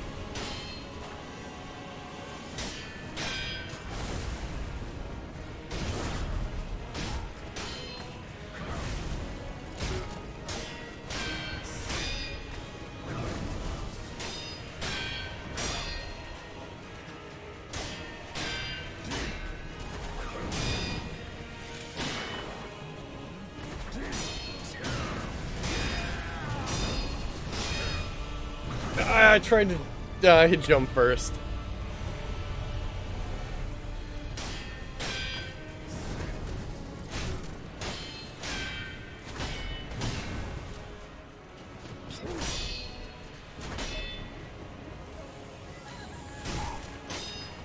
I don't know where he was going. Alright, final phase again. Deep breath. Please leave me alone, I need to heal.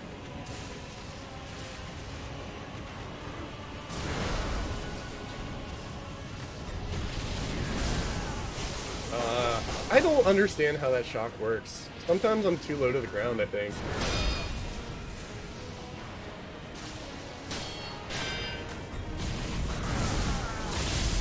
With that, I got it.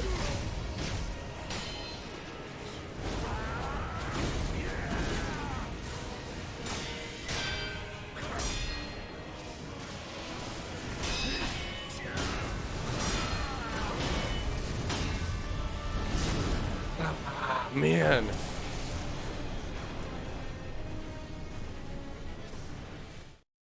What did I mess up on? I complained about something like 10 seconds ago and I don't remember what it was. Oh, this is a shock thing? Yeah, I think sometimes I take the shock, but then I hit the ground too soon and there's nothing I can do about it. Because I spam flashing the sword in the air and nothing happens and I take the damage. I will restore Ashina to glory.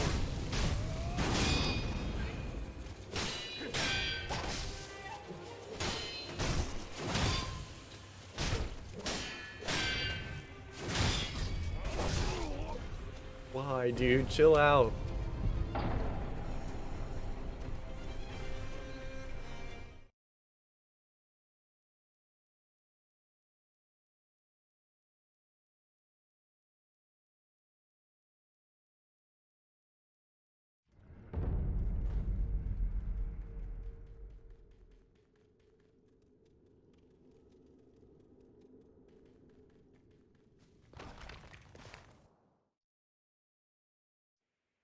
I will restore Ashina to glory.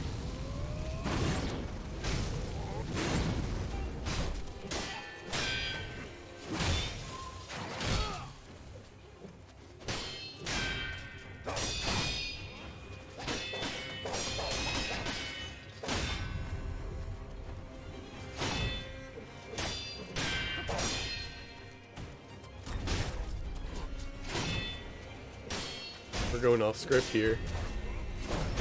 Allow Ashina to be crushed.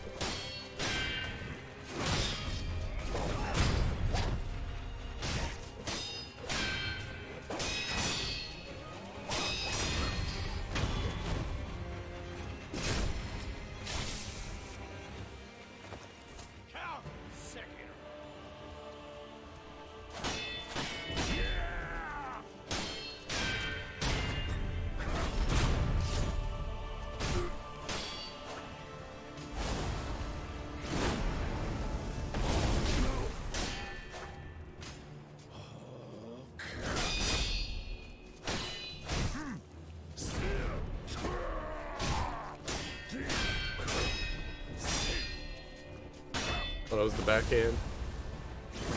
Oh, man.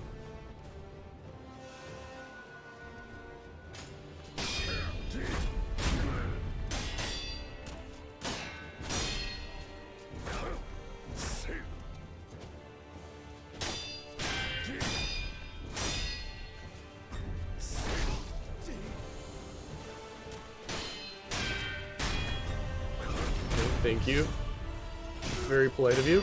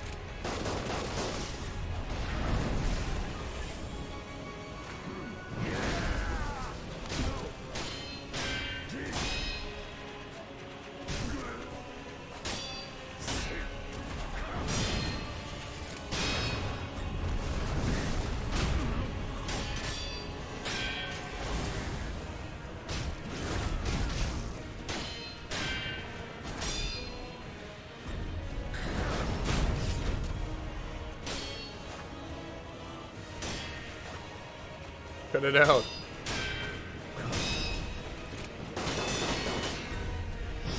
Ah, of course. Alright, that's good.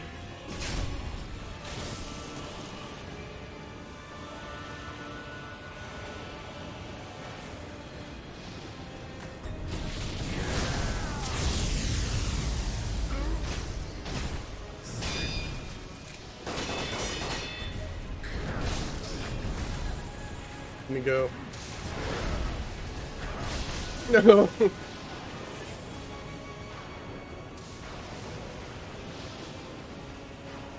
Come on, let me heal. Let me get my posture back, and then we can do this again. That's not the move I thought it was.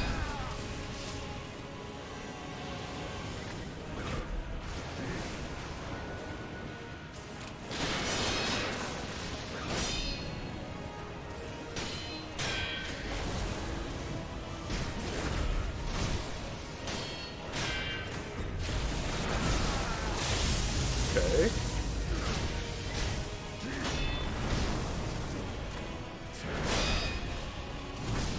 I didn't see the other one coming.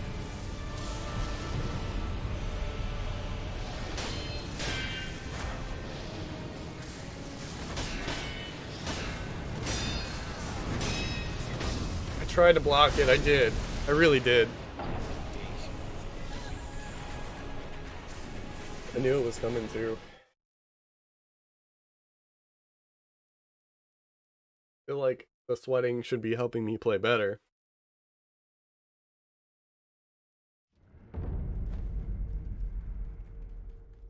Definitely better than yesterday. Had trouble just getting through the second phase, and now I can pretty consistently do it. And not much gets added to the third phase, which is great, and in fact it's even easier. Restore Ashina to glory.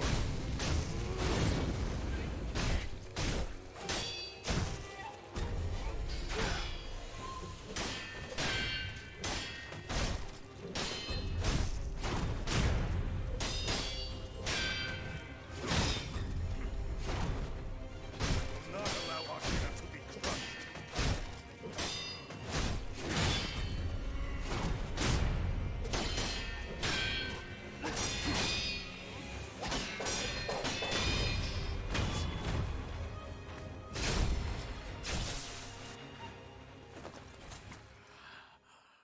Count Sekiro.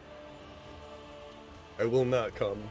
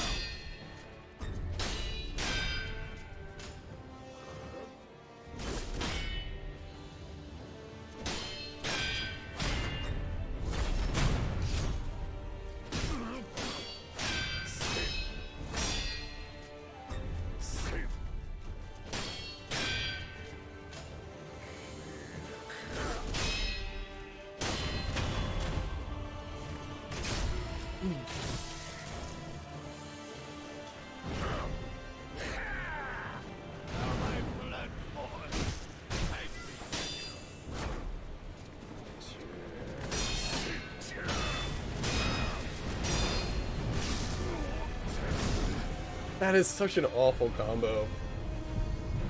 I need to get better at that.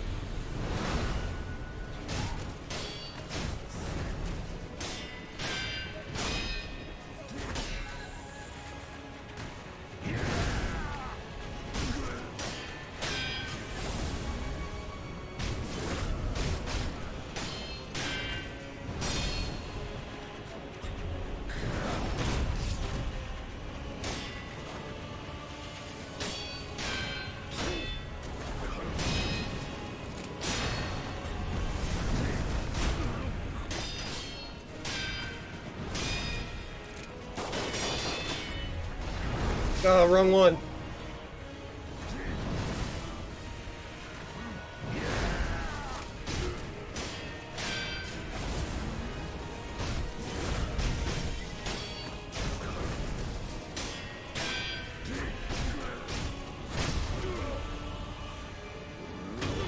Okay.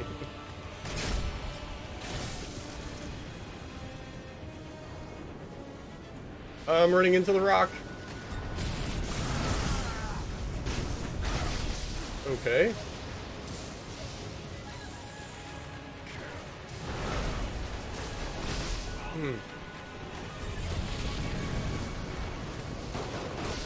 Stop. Chill out.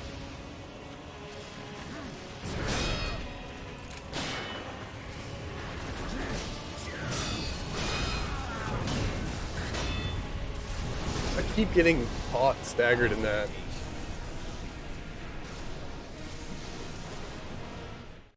I gotta learn to relax and parry them.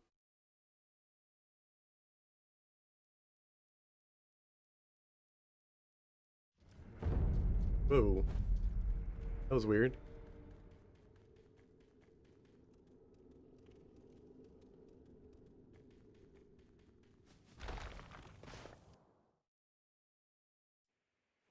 I will restore Ashina to glory.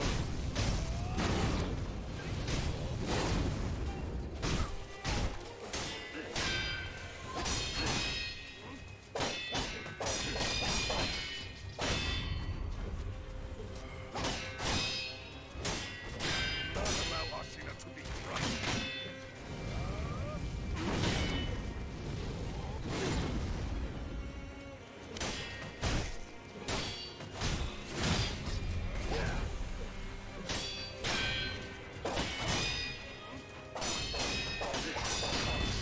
Why?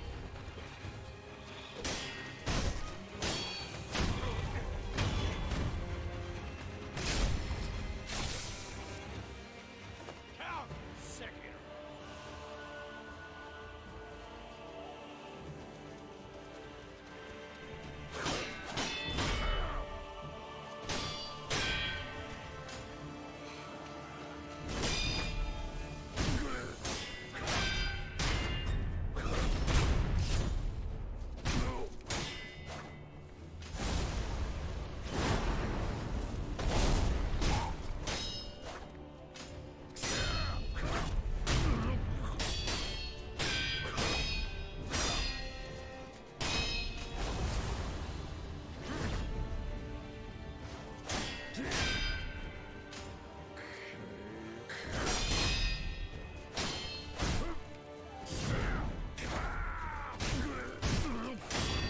Okay.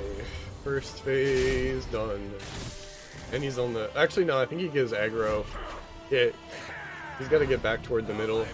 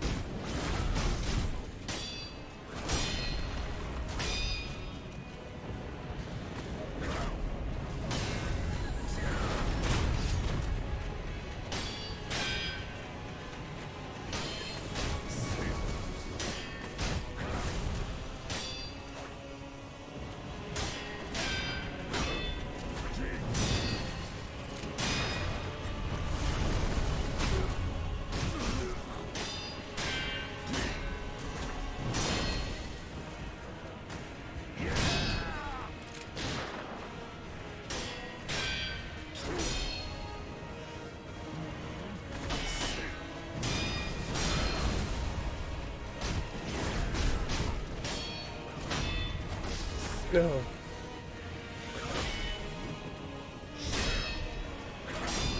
Okay. Final phase.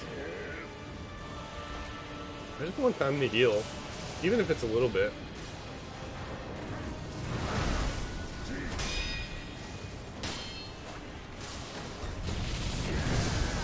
Yeah, see, I jumped up, and that, like, screwed me up.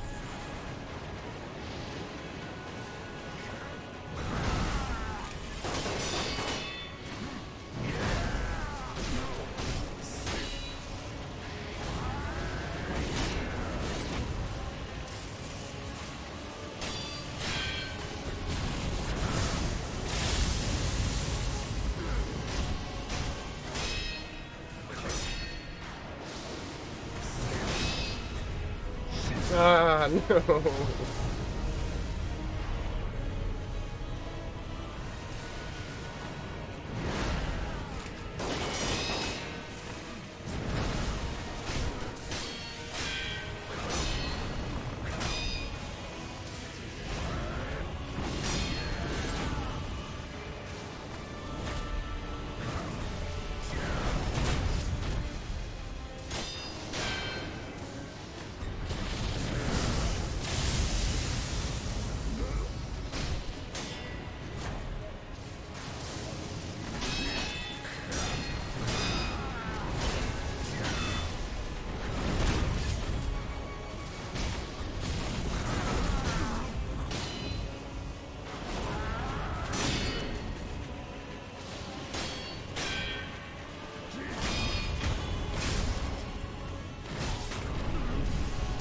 Yeah, I'm just gonna keep pressing the sword smash until I know he's dead.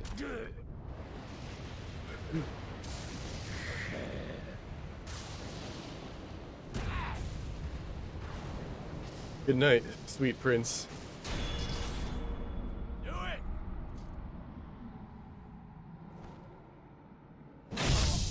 Well done, Sekiro. Ah!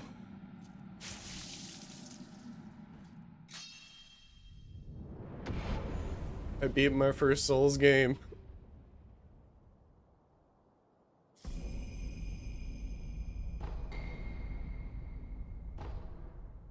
Potentially.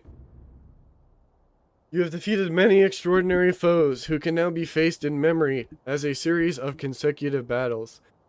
Gauntlet of Strength can be accessed via the Sculptor's Idle menu. Is it over?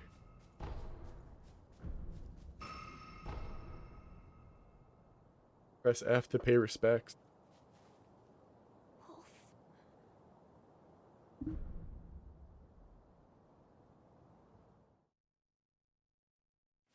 Yeah, this doesn't feel good. You know what I had to do to get here? I'm not happy I beat this game. I'm exhausted. I need to take a 1,000 year nap.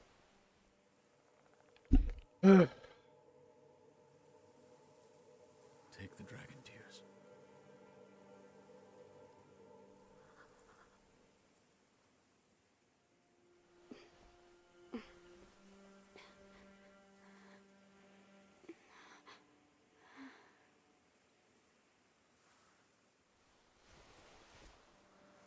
That was a really good fight, though. The learning process sucks so much, but once you learn what you should be doing, this game is fun.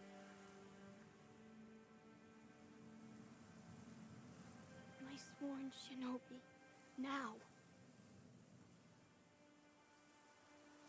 Sever these ties of immortality.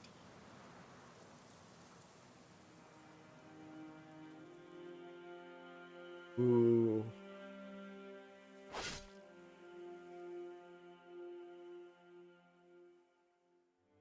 Thank you. It was fun. Overall, I would never shit on a Dark Souls game. They're not for me, but they're really good games.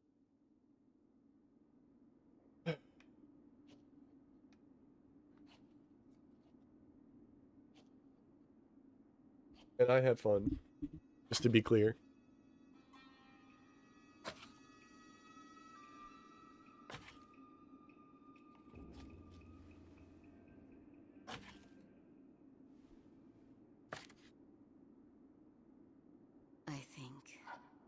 It is best that you have this.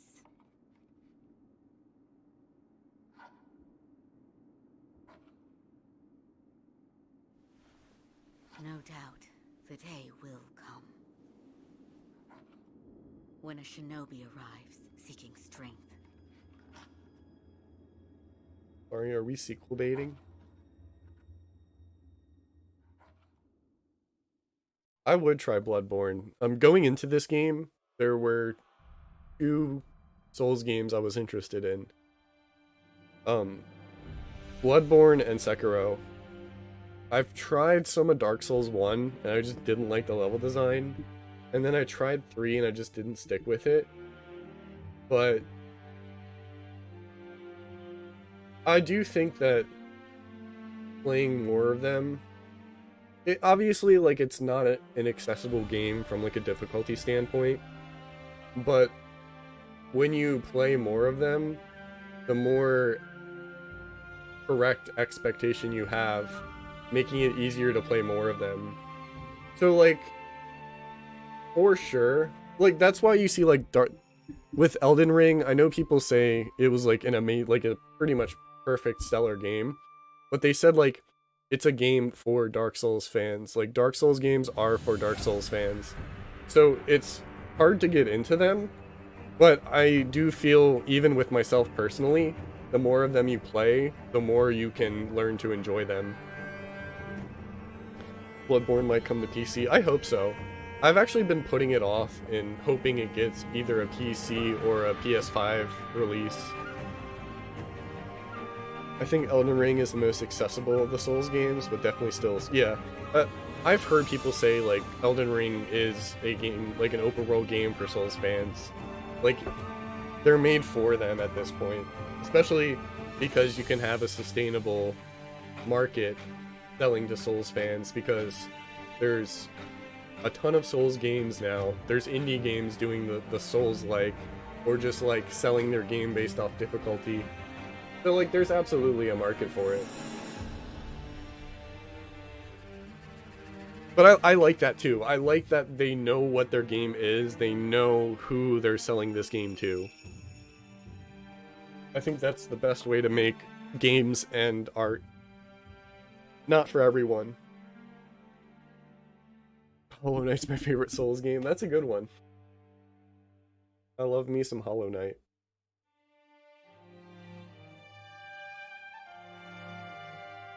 I feel like everybody, when people were putting Souls-like, tagging everything, a lot of games got tagged for it just because you lose currency or experience upon death, and you have to go back and get it. And, like, Hollow Knight, there's, like, nothing Souls-like about it, except for the fact that when you die, you lose money, and you have to go back and get it. You lose some health, too, I think. Salt and Sanctuary is a good mix of Souls-like and Metroidvania. Yeah, that one I heard leans a little bit more towards... I mean, it's I don't know, Metroidvania and Souls-like are both very broad terms now, which is fine. I don't have a problem with the whole Metroidvania. I'm open to the change of describing Metroidvanias as something else, because you have to know what a Metroid game is and a Castlevania game, but not like anything before Symphony of the Night, Castlevania, everything after that. So, like, the term, you could use a better term, and I'm fine with anything. I don't think there's one right way to do it.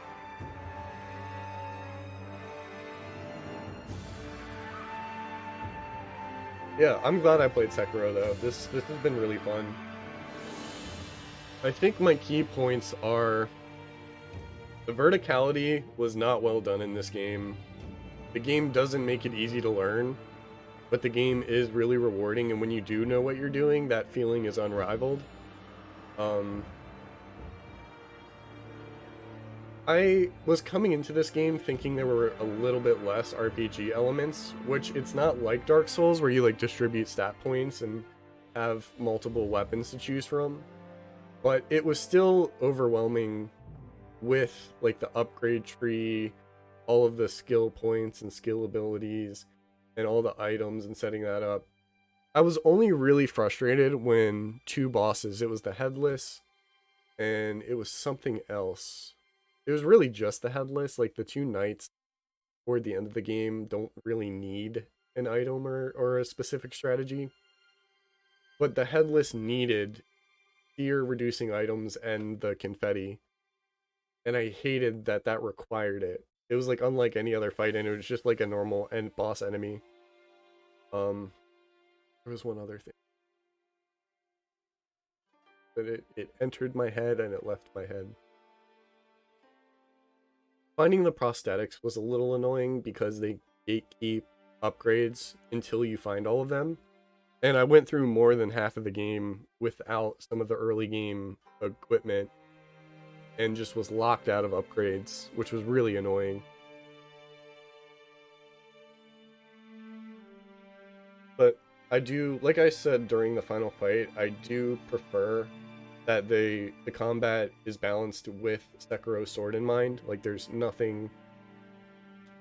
other main combat weapon, so everything's designed around that. I really, early on, I think it was the first Genichiro fight where I realized the dance that happens in these fights where you need to perfect parry in order to get your turn back. And then you need to watch the enemy when they perfect parry so that they get their turn. So you need to react and act to that, and then react and act to their attacks. So like it was really fun.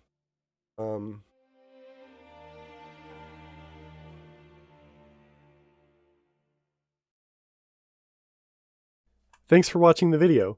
If you want to see more like it, please consider liking, commenting, and subscribing.